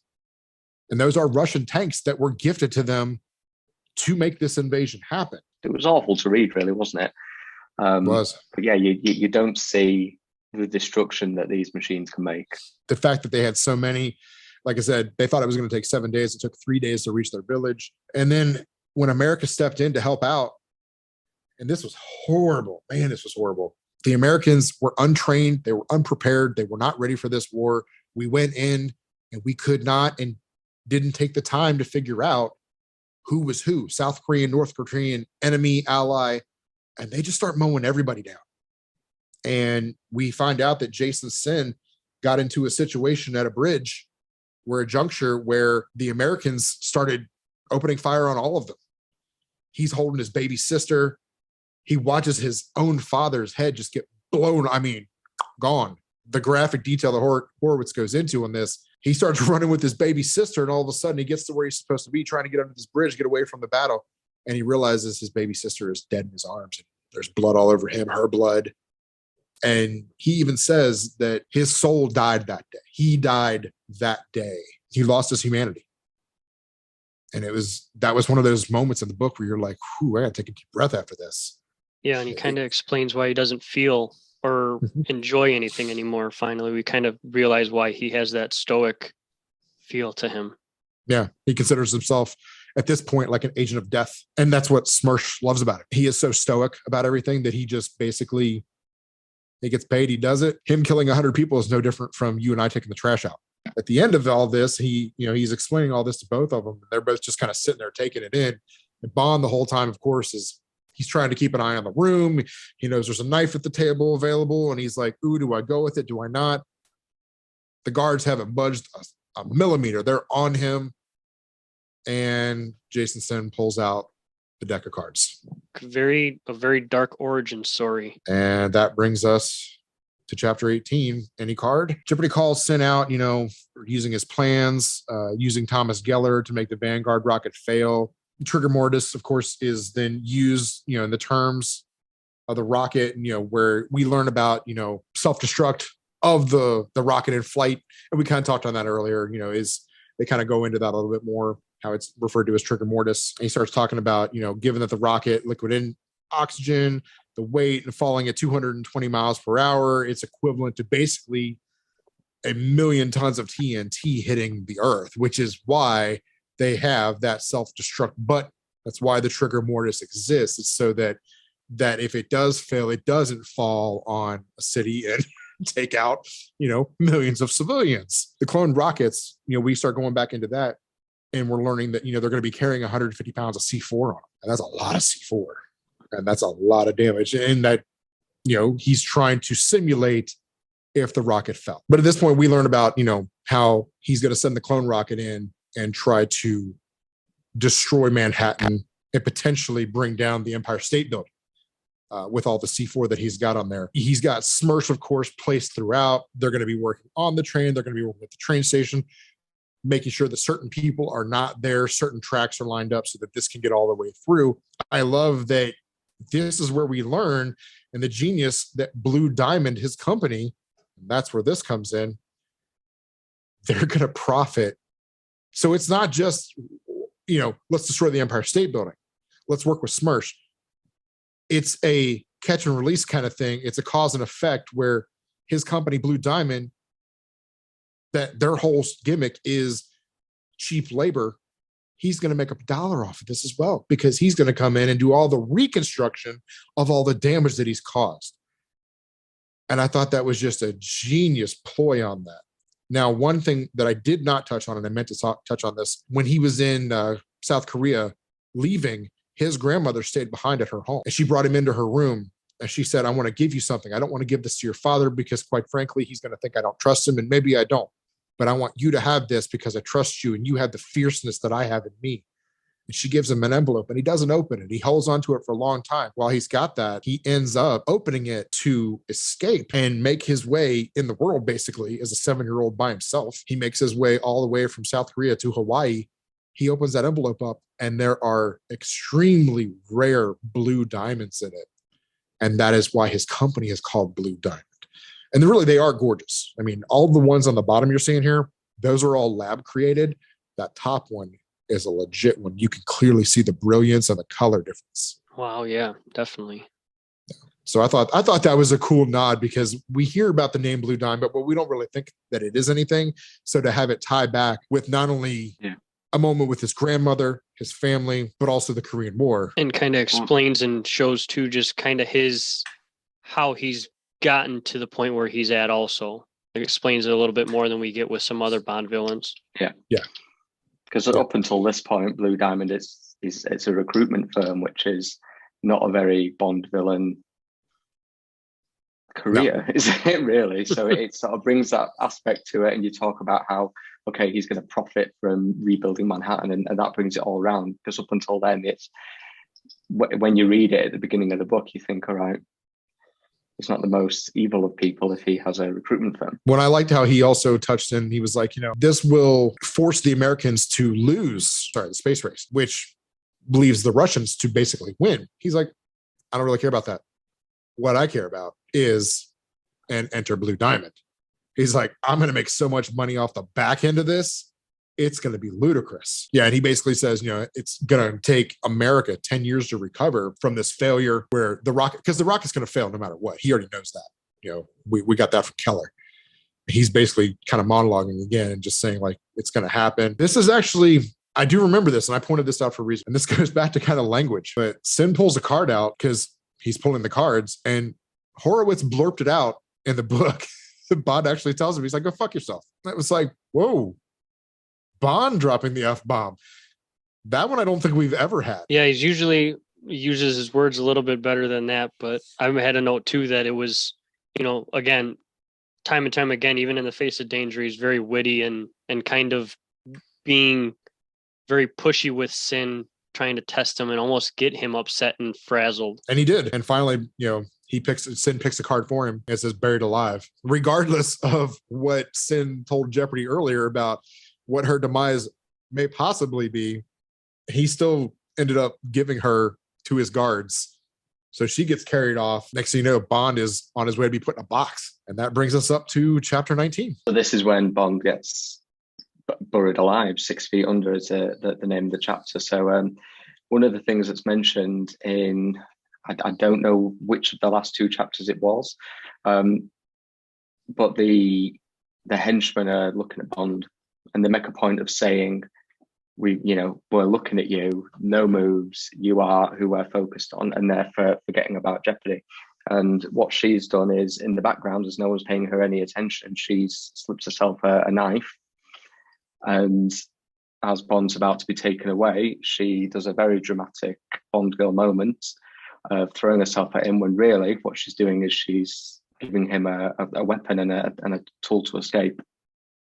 And this was a very, very tense chapter. I mean, I don't know in terms of, I counted it in my book, there's 8 pages of him buried alive, and it just builds up the tension. It just keeps building it up and building it up. And it is true danger, and it's horrific. And he gives himself flashbacks to his time in the Navy and working on a submarine. And that's what makes him sort of counteract the claustrophobia of being buried alive. He's got a knife that Jeopardy's given him, and he uses it to prise his way out of the coffin and climbs his way up through the dirt. And at that point, as he escapes, he jumps out of the dirt ready to attack. Everyone has gone. Everyone has left the site. Yeah, I thought that was on a lot of fears. Yeah, I thought that was interesting where, like you said, as he comes out of the ground, he's ready to fight at least one person that's waiting to make sure that he's okay, or that he's passed away, and there's not a soul in sight. Where, the chapter before that, I think Sin explains, or maybe it's this chapter that Sin explains, like, within an hour you'll probably suffocate from not running out of oxygen. And although Sin's got his own plans, you'd think that he'd at least be able to give up one person to stand there, waiting with the clock, just saying, okay, well, it's about an hour 15 and I don't see anybody, so it's probably okay. But it helps to his escape, obviously. Yeah. Means end to means to an end. Yeah. Yeah, it was you feel that claustrophobia with him. And we've seen that in a few other films. Kill Bill comes to mind. I thought that was very straight away. Yeah. I was really getting those, Beatrice moments where she's like in the coffin trying to fiddle around, and she had the flashlight, and I'm just like, oh, I don't know that that's like one of those phobias maybe I have. Like some people have phobias of, spiders or, whatever. Buried Alive is one for a lot of people. And this one really upped the intensity of that moment. Yeah, and like you said, like you said in Kill Bill, at least there's a flashlight. He can't even see his hands in front of him because it's completely pitch black. Yeah. And it drags on, not in a way that it's dragged on and the chapter should be shorter. It just keeps going. He's still there. He's still trapped. Page after page, he's stuck. Moving on, chapter 20. Okay, so he's escaped. He heads back into the house. He's looking for Jeopardy. Following being buried alive, he's covered in dirt, and he makes a decision to stop and shower. He encounters a young henchman, and the guy that he remembers from earlier on, the guy that dug the hole that he was buried in. We're introduced to this character, and we learn a lot from him. He's called Danny from Queens. He's terrified, and he denies being a part of it. Bond has to make a decision. It's, he's trained to kill these guys and get out. So he takes him out, but it's only towards the end of the chapter that we find that he did it in the way that this young guy survives. And it was quite interesting because you don't normally get any backstory to the henchman. And it shows that however angry Bond is and however he needs to do his job, that there's still a bit of heart there to make that last minute decision. And they even say that that's what makes him different from Jason Sim. Yes, absolutely. And then I've mentioned a couple of links to Casino Royale, the film, as opposed to the novel in this. He finds Jeopardy, and they escape. They get out of the compound. They use the digger, which reminded me of the opening of Casino. Yeah. He uses the digger to break through the fence and escape. Yeah, and she did something cool with her car. You remember? Her keys were in the tailpipe. Oh, yeah, she hit him. Yeah. I'm like, that is I would do that. That is absolutely some stuff that I would do, because I have absolutely gone to an event or a party or something, and rather than carry my keys on me, because maybe it just was cumbersome or whatever, I've left them on top of my car tire wheel, like on top of the tire or something. I've done that intentionally before, so that if something was to go down or I need to get out of there quick, I'm not fumbling in a jacket pocket trying to get my keys out. It's just boom, grab them and go. Yeah, definitely. Chapter 21. $1 Million Train. So this one was an interesting one. They used Jeopardy's knowledge of Coney Island because Sin basically told them where they were starting off the voyage with the rocket, the false rocket. So because Jeopardy's from Coney Island, she's able to kind of find her way through through a broken fence to get into Coney Island's subway station where Sin and his men are starting to get on the train. I really liked a lot of the detail describing the R11 train, which was in fact the subway type train that they used back then, and again ties in with a lot of Fleming's love of trains and the detail that he used in several of his Bond novels to describe the trains used in those stories. And again, he kind of he tells Jeopardy to go off and make contact with her people, but she explains to him that it's kind of a lost cause this late at night. Ultimately, as he's trying to get on the train, Jeopardy again kind of pops in and to save the day with a motorcycle / train chase pursues. And again, her knowledge of the city and the trains, the subway station, she's able to get ahead several stations to where Bond's able to jump on the train and begin his work from there. I'm going to stop you right there for a second, Blake, because I don't want to blow past that whole scene at all. First off, that to me, when I'm thinking thematically, that is the chase scene in the movie. Oh, that's by far, it's an amazing chase scene. Yeah. Yeah. She's weaving in and out of traffic. She's going into oncoming traffic. She's, taking it up onto sidewalks. She's really getting some narrow escapes on this bike. And this is the bike. And as you can see, there's room for two, but back then it was definitely, comfort was not a thought. It was all power. It was all get up and go and just more function over fashion. And I feel like if they were ever to create this movie, and that's a whole separate conversation, because I would love to see the Horowitz movies come out as their own. Oh, it'd be beautiful, because if you're going to reinvent the brand, anyway, that's a whole other conversation. But I thought that whole chapter, I loved it because it was like you felt the intensity the whole time. You're just go, go, go, go. Yeah. So, okay. And it even ties into her origin story earlier, because one of the things that she did in the circus was drive a motorcycle in one of those steel balls.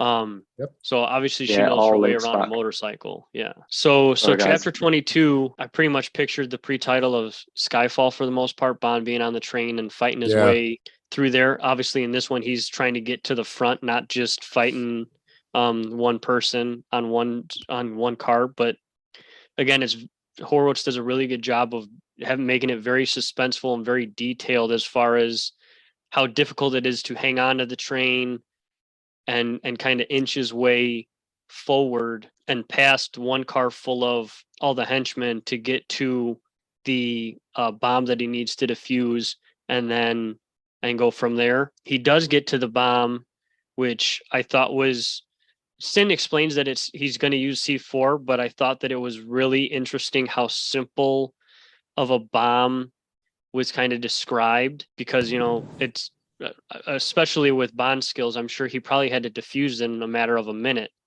but but he's able to defuse the bomb. And then because C4 is actually so pliable and it's basically like Play-Doh, he's actually able to make again his own hand grenades with some of the C4.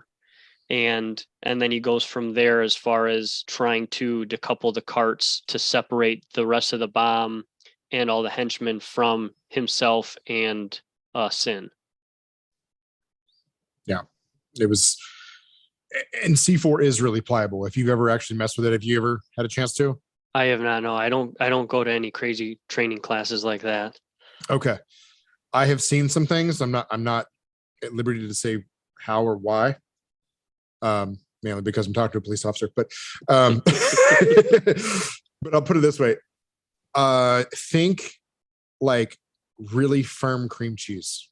And I joke because, I say that because I know it looks like it even, but it's really how it acts. It's very pliable, but it has a dryness to it almost. It's hard to describe.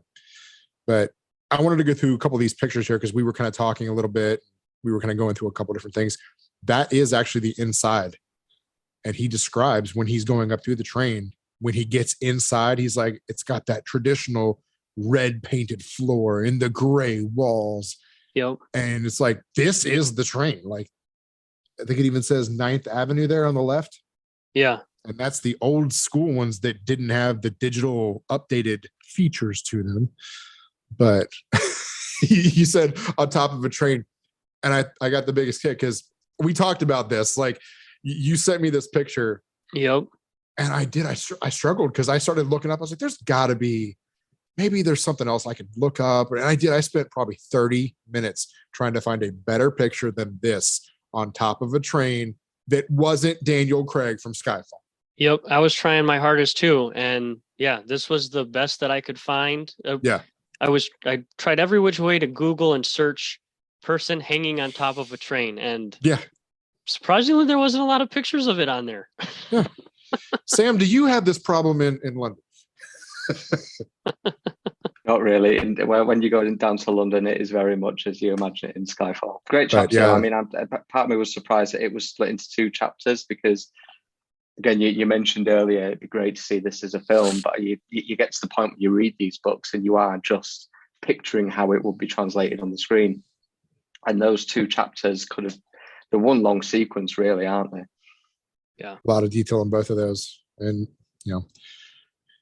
I love the fact that he used a very rudimentary and crude, just an alarm clock. Yep. Just nothing special. Just Walmart, $9.99. That's fine. No big deal. It's a clock. That's all we need. Plug it in. Goldfinger had a more elaborate bomb than that. Yeah. Well, now Goldfinger I think it's because you can picture it easier. Yeah. I guess straight away, yeah. the way that he described it just being just any old person's put this together, it does create that image quite vividly. Even if you do say it seems a bit, considering they've gone to all this length with this fake rocket and all of that. Now, I thought it was really original that, obviously, and I think this kind of led up to it, the simplicity of the C4 usage and the alarm clock and everything, that did lend itself to allow Bond to use it to his own accord. Yeah, definitely.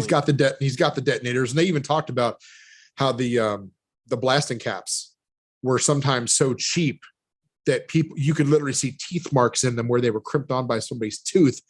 And he said there were countless situations where people had blown their head off crimping a snapping cap with their teeth. And I'm thinking to myself, was there no training manual that they could have maybe after like the first 20 people did it? Hey, stop doing this, guys. Like, maybe don't do that. This doesn't work. Just a quick warning label. Maybe it was printed really small on the blasting cap. Just a small label. Don't chew on this. Yeah, it was like a Surgeon General warning. May cause risk to your health. I love, and you gave me this perfect picture here of this like C4 ball, if you will. And he was able to use those snapping caps as like that kind of detonator. And he's like, I'm just going to derail a train. I'm going to take these and I'm going to use them as like grenades. And he does. He throws it underneath the wheels of the train towards the end of that chapter. Do you want to finish that up? Yeah. Ultimately, the end of that chapter, when the cars do decouple because of the explosion from the C4, the injuries that Horowitz describes to Bond, I almost thought that he was out of the fight at that point. I thought the rest of it was going to be one of those ones where he wakes up in the hospital and Jeopardy's going to be there, and M or whoever else going to be like, "Hey, great job, you stopped the plan. Sin had exploded as well." And I kind of thought that the next two chapters were going to be something like that, because the way that he just, his shoulder hit the tunnel or something, and then I can't remember what else happened, and then all of a sudden he just like passed out, and I was like, oh well, that's the rest of the climax. The rest is going to be, celebrating how he was able to successfully defeat the plan. And it sounded again pretty intense, and I didn't know what to expect from there. Did it remind either of you of the race earlier on? Because when he taps the Russian car and they career off of the track, Bond doesn't expect there to be the carnage that there is. And it was kind of the same here, that he created these grenades. He thought, right, I'm just going to separate the cars, job done.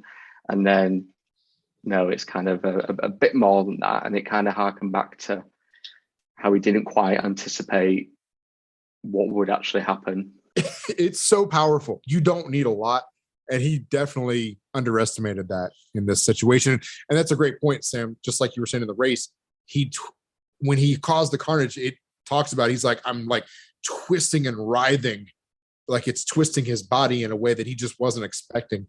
And then towards the end here at the train, it's that same thing where he felt like there was pressure on his neck and he felt like he was getting pushed and pulled. And it's like, you get this visual of like, oh, that's uncomfortable. And I really liked how they described that, because it's not very often we see Bond in dangerous situations. We don't see him in a lot of situations where he is truly, truly uncomfortable. Chapter 23, final countdown. Chapter 23, final countdown. This one takes a lot of turns and twists. And I really love that. This is another one that loved the pacing of this chapter. Everyone, we're pretty much at this point, we are in the control room at Wallops Island at the launch facility. Everybody's on the edge of their seats. They're excited. There's a lot of buzz around this. You've got civilian buzz. You've got people in the industry, everyone who worked on this. So they talk about the IBM 709 data synchronizers, and we learned that the range safety officer, he is the guy in the room who has control of the destruction button known as trigger mortis. And that's where we really kind of get a better sense of that terminology. I feel like it's more of a finite, set in stone at this point. Like, that's his job.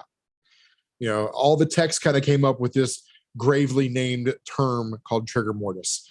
And we finally have an understanding of that. And I love how that ties in with the book, because sometimes you don't get that tie-in. You know, with the title of the book, there is no tie-in. Sometimes it's just the name of the book. We get a recap of Captain Eugene T. Lawrence. He was sitting in the room with the base manager, Johnny Calhoun. You know, both are extremely nervous to the point to where Lawrence is actually twisting a cigarette to the point he's like shredding it. Like, he's just rolling it in his fingers, not thinking about it. And he's just like squeezing it more and more and kind of shredding it up. So Horowitz does another great job of creating that intensity and that emotion in the room. We see where, you know, the supports break off from the rocket at this point, where they've got the steel supports, those pull away. And then as that's happening, we flash right back to Bond, and we've got another Korean agent coming for him. He's still on the train, you know, things are still going on there. We snap back. And there was an agent who was on top of the train, and this agent is trying to come at him. And earlier in the previous chapters, Blake, I think you were talking about them, where Bond is like on top of the train. He keeps talking about how like there are things that are like right over your head because of the way they constructed the tunnels. And when you go through these tunnels, there's inches of clearance. So it's kind of he had to shimmy a certain way to make sure he wasn't hitting anything. Well, this one Korean, unfortunately, he met his demise. He had a clear open shot at Bond, but wasn't paying attention. And Bond even felt it kind of hit his shoulder. And he was like, what is that? But before he realized what it was, he looked up and saw it was a wire, and it grabbed a hold of this guy, and just right off the train he went. And that was a pretty grim ending there, because it caught him around the throat. Bond, he had those 2 C4 grenades, and the first one was kind of a dud. He went to drop it, completely missed. It didn't do anything. Second one, he landed, and that's where things get violent. He talks about how it was like a bright flash because it went right into under the wheels and everything, caused that impact, metal and fire all around him. And then immediately we're thrown right back into the rocket blasting off terminal. So we're right back at Wallops Island. Everything is looking good. People are happy. The systems seem to be stable. And they're describing it as like, you know, a silver dagger in the sky, because the rocket's off now. It's launched. Everything's going good. Everybody's excited. They even talk about how in like 55 seconds, it's going to go supersonic. It's going to be in space. And it's like, we're right there. They're all like having that anticipation. Like, we're right there. Come on. We're right there. Let it happen. And then all of a sudden we hear system malfunction. And to me, and I don't know, you tell me, guys, in that moment, it's almost like I actually heard it. They changed the print. It was like a slanted, you know, different font. But to me, I felt like when they delivered that line, it was like system malfunction, repeat system malfunction. Did you guys kind of get that feeling? You felt like you were in the room, definitely. And I could even like, I imaged that safety manager almost like sitting there kind of like, okay, we're doing good. And then all of a sudden, like, wait, what malfunction? Wait, I got to press this button. Yeah. You could almost see his reaction to it. And he fumbled. They even said that he kind of like fumbled with the box. He was like, where's the button? Hold on. And but at the same time, he knew like that was it. That was his moment to push the magic button. Right. And we're reminded immediately of Thomas Keller's sabotage, you know, decreasing the amount of the propellant that the rocket needed. The range officer goes through with the trigger mortis, and the whole room just, you could hear a pin drop. And it's like, I felt like we as a society have been there. There's been several rocket launches. I don't know if you guys have ever watched any, especially some of the more famous, unfortunate ones that I'm not going to mention. And you get that moment of like, what do you say? Yeah, what is there to say? Right. So it was great that they went back to the room to actually show that part of it, because he didn't need to write that in, really, did he? He could have just gone with Bond on the train with Sin. Yep. End of story. But it was great that again, I mentioned earlier, there's no real minor characters. He brought these characters back. He saw their reaction to it. Yeah. And it was a really great part of the chapter. But in theory, it didn't need to be there, if that made sense. But it's good that it was. Yeah, you definitely could have just assumed by the plan and then what Bond did that everything went according to what Sin said, other than what happened in the subway. Right.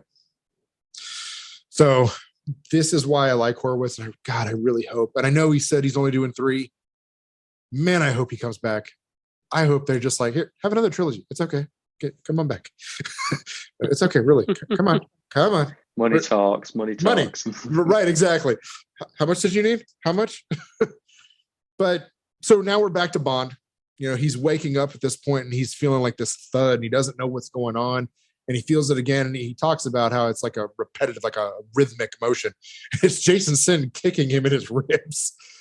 And he's standing over top of him and he's holding a .22 caliber pistol. That is a Browning .22 caliber pistol from the era. This is the Nomad that I'm showing here. I believe, because it's a compact, is all they say. It's a Browning .22 compact. Sin actually ends up breaking his rib, which I thought was unnecessary to a degree. At this point, it kind of he's holding the pistol and he's not using it yet. Almost as if he forgot he had it in a way. He's kind of looking at him and Sin actually asked Bond, he said, "Why are you here? Like, how are you here?" And I thought that we finally get another emotional reaction. He's really frustrated at this point. He's like, how does this person, I put you underground, like in another state.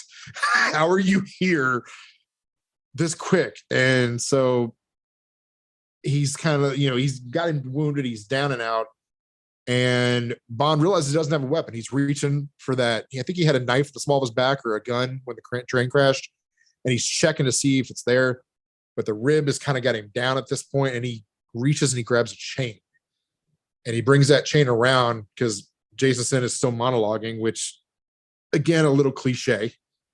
At this point, you're holding a gun. You're standing over top of him. You don't know why he's here. He just wrecked your plans. What are you waiting for? Right. But for the book, it served well because Bond found a metal chain, swings it over at him with what little energy he had left. It lands on Jason Sin's foot.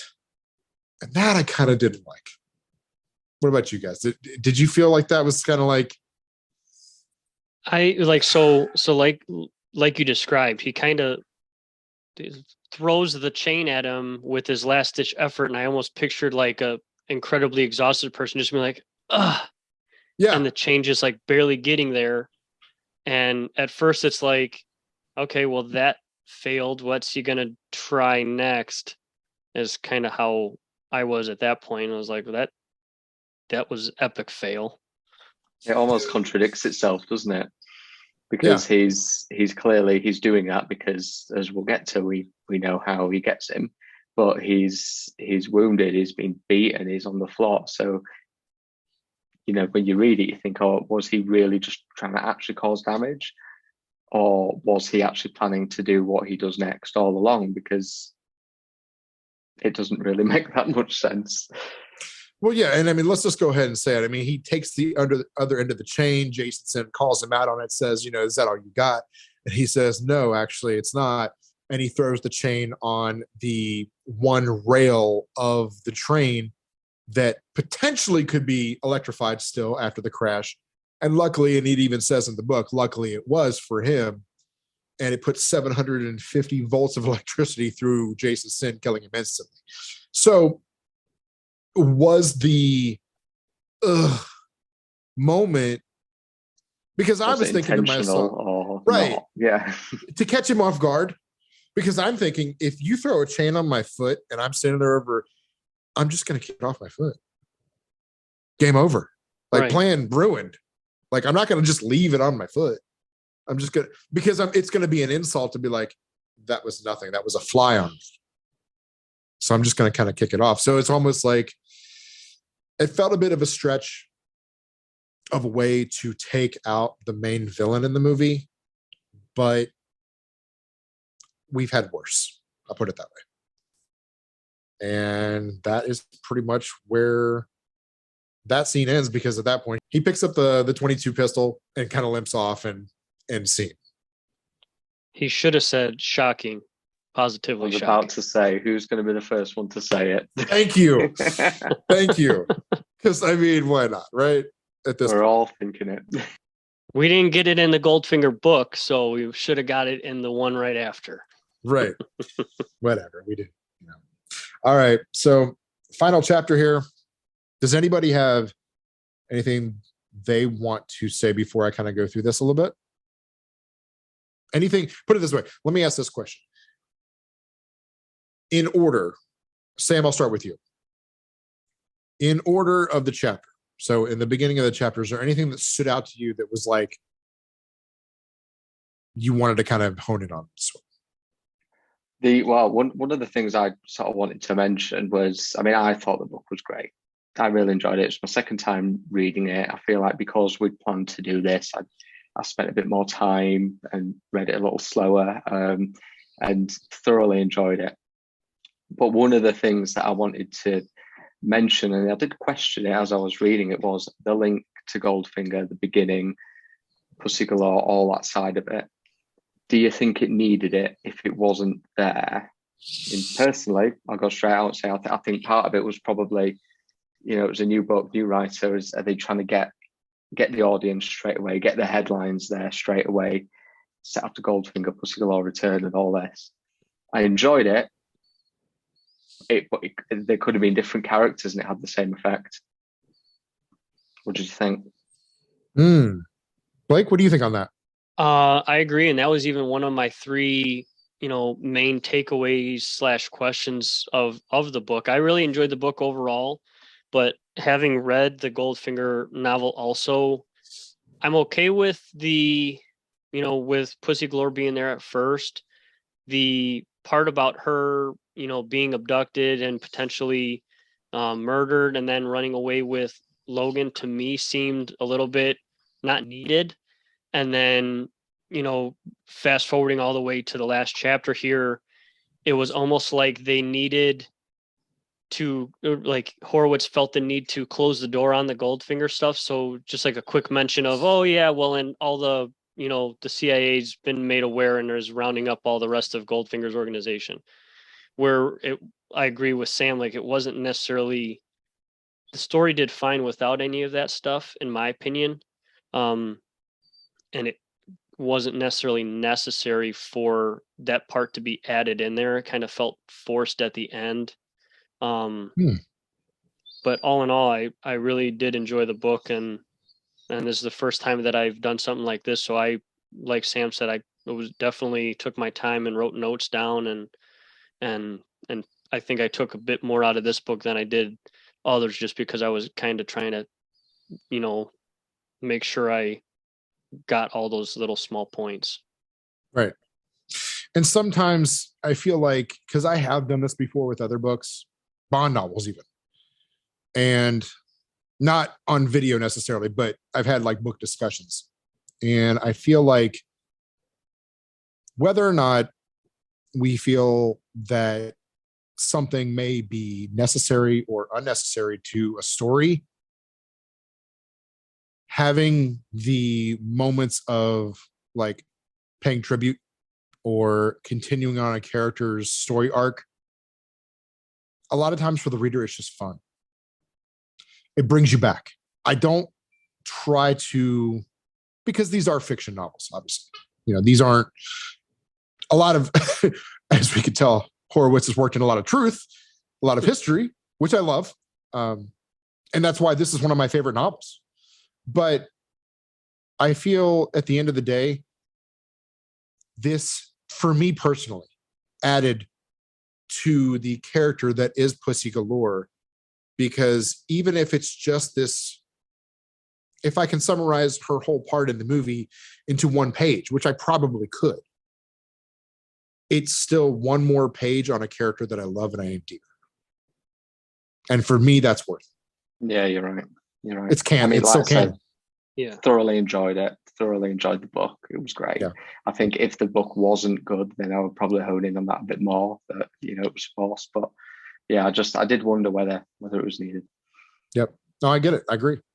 All right. So chapter 24, Traveling Time. This chapter to me, this was weird. Of all the chapters I've read for the final chapters of books, I have to say this one was, I'll save it to the end. So, right, it's raining in London. Bond is back in London on the CIA's dime. They paid like full round trip, do whatever you want, put it all, they set him up in Save Manhattan, Empire State Building. Chapter 24, Traveling in Time. So Bond is, he's back in London, but the CIA sets him up, Plaza Hotel, full decked out room on their dime, order whatever you want. Beautiful hotel. Got some shots here of this. And I mean, this is actually a hotel you can live in. I checked. It's just a mere 39.5 mil per year to live in the hotel. No big deal. I got that, right? Pocket change. I think there was something ridiculous. He even said it was like 57 chandeliers. Like the opulence was so over the top that it was like almost gaudy to him. But at this point, harks back to the fact he's a civil servant at the end of the day. So it's one of the things that's always noted and almost criticized with it is how does he afford all the luxuries? I know in this instance it's been paid for by the US government, but right. There's a lot of moments in Bond where people go, how can he afford this with the wage that he'll be on? Exactly. And at least they explain it this time. so the average Joe doesn't feel so bad. It's like, oh, CIA paid for this one. Okay, cool. That explains it. That makes sense. CIA's got plenty of money. Him and Jeopardy Lane, they hook up for dinner. She shows up a little bit late. Ball gown. Bond, of course, always tuxedoed out, ready to, have that conversation with her. And they basically enjoy dinner. They both kind of have this little banter. They know that this is basically a goodbye kind of an evening, since that is the case, because they're going to be separated by 3,500 miles, which is a long distance. That let's just do whatever we want. Let's have a good time tonight. Let's enjoy each other's company to the fullest. We dodged death together. We've saved the world together, if you will. Let's go ahead and just go all out. So, and she even says, so your room, mine, where are we going? Like, whose room we're going to? We're going to somebody's room. Obviously, they end up back in his room at this point, and they end up making love twice. And she says to him that she's enjoyed his company so much, but when he wakes up in the morning, she just wants it to be a nice situation where they enjoy the evening, they fall asleep. And if he hears her getting ready in the morning to leave, keep your eyes closed. Don't watch me leave. We don't need to say goodbye. Let's just let the night be what it is and move on. And I actually thought this was a really unusually beautiful moment between 007 and a lover that we don't really get a lot of in any of the movies, really. It's just they're a little bit more played down or played off as, less than this. But it was a really beautiful moment I liked. And he does. He waits till the morning. She leaves, and he kind of wakes up, and he's like, okay, let's get on with the day. And he goes outside, and it's almost like he's off guard again.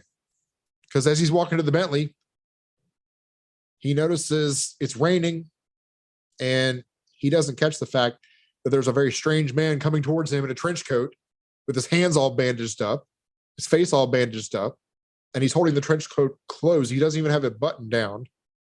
And I think it's funny that he complains about umbrellas. He's like, I don't want to carry that thing. It's cumbersome. And the minute I read that line, I was like, I'm the exact same way. I hate umbrellas. Do you guys have that? I mean, do you guys carry one yourself? Not often. But yeah, you definitely, what are you going to do with it if it doesn't rain? And then if Right. it does rain and you go inside somewhere, now you got to carry a wet umbrella. So I can feel his frustration for it for sure.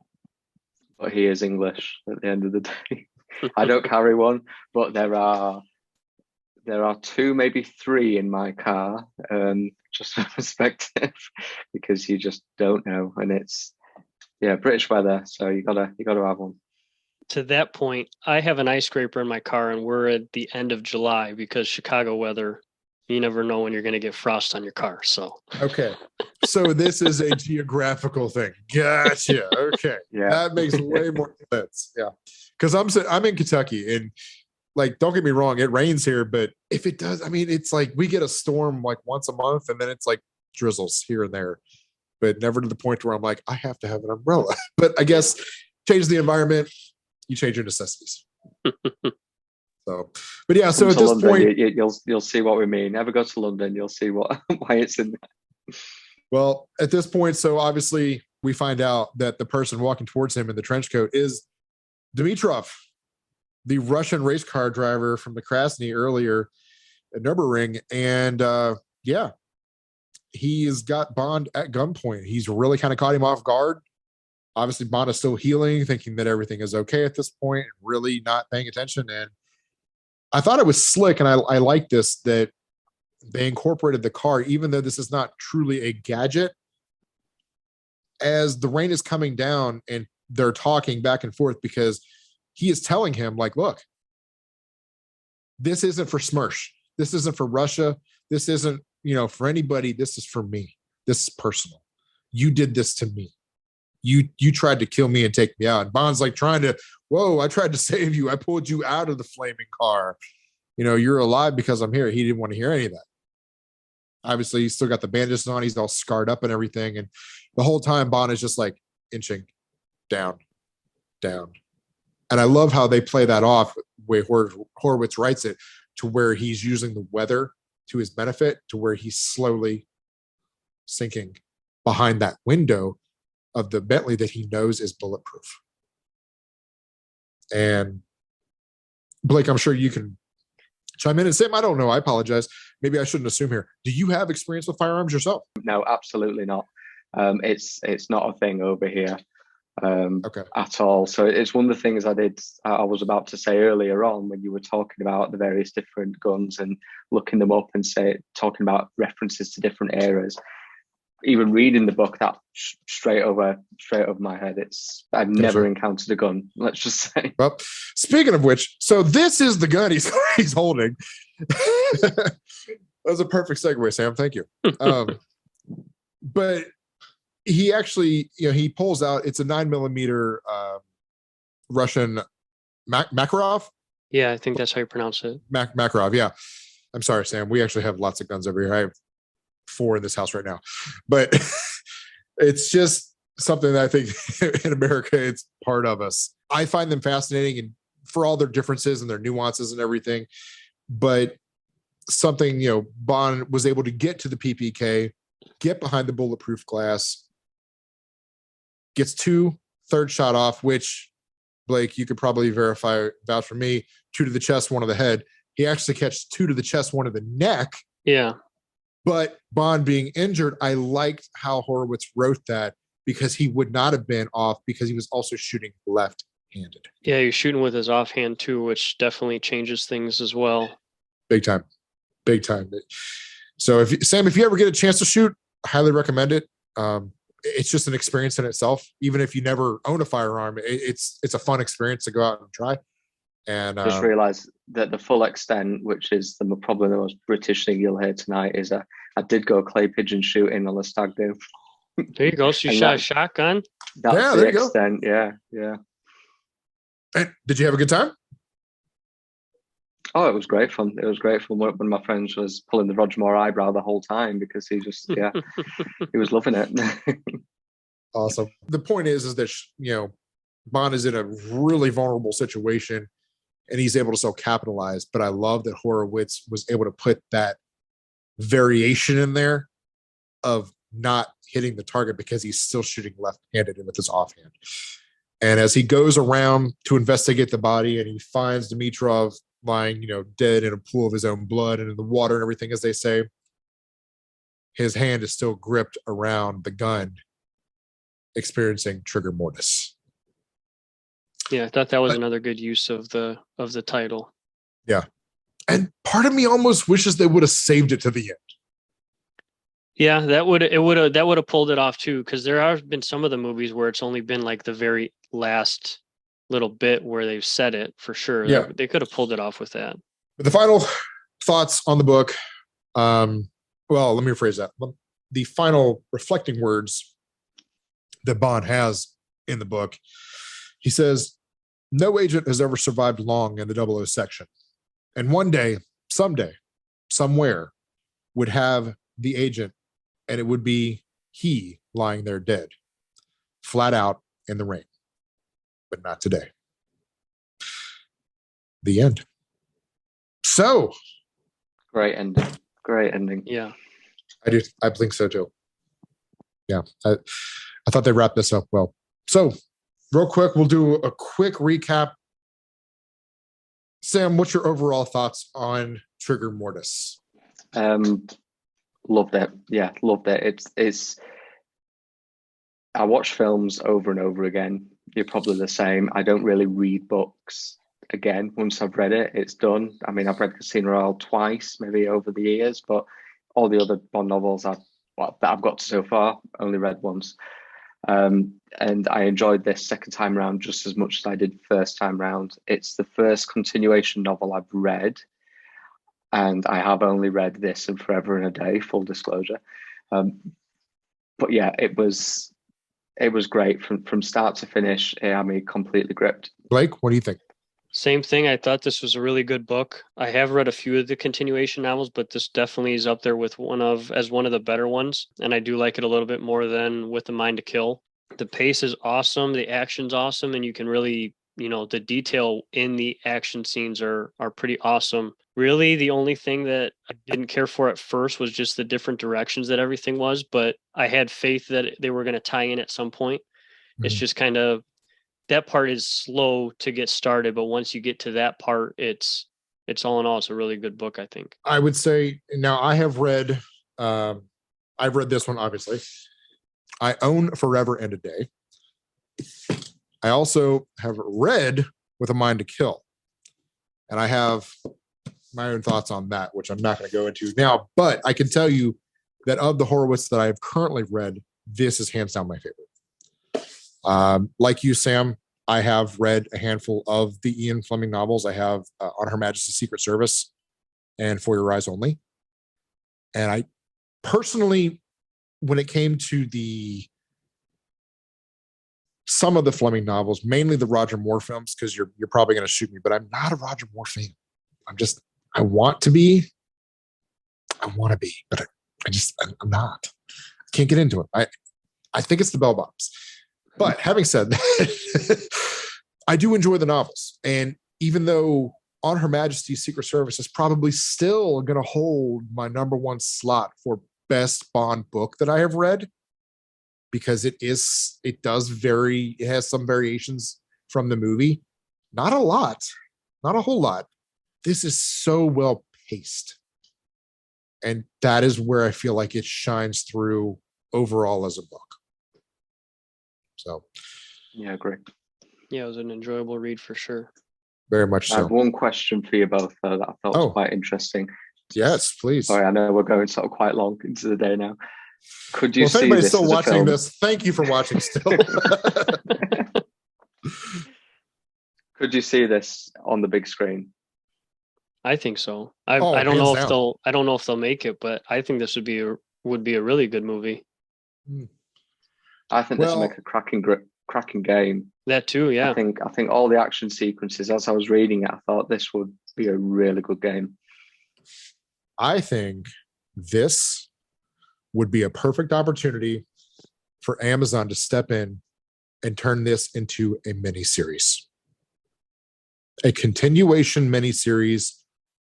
They may rename it, and I would understand if they did.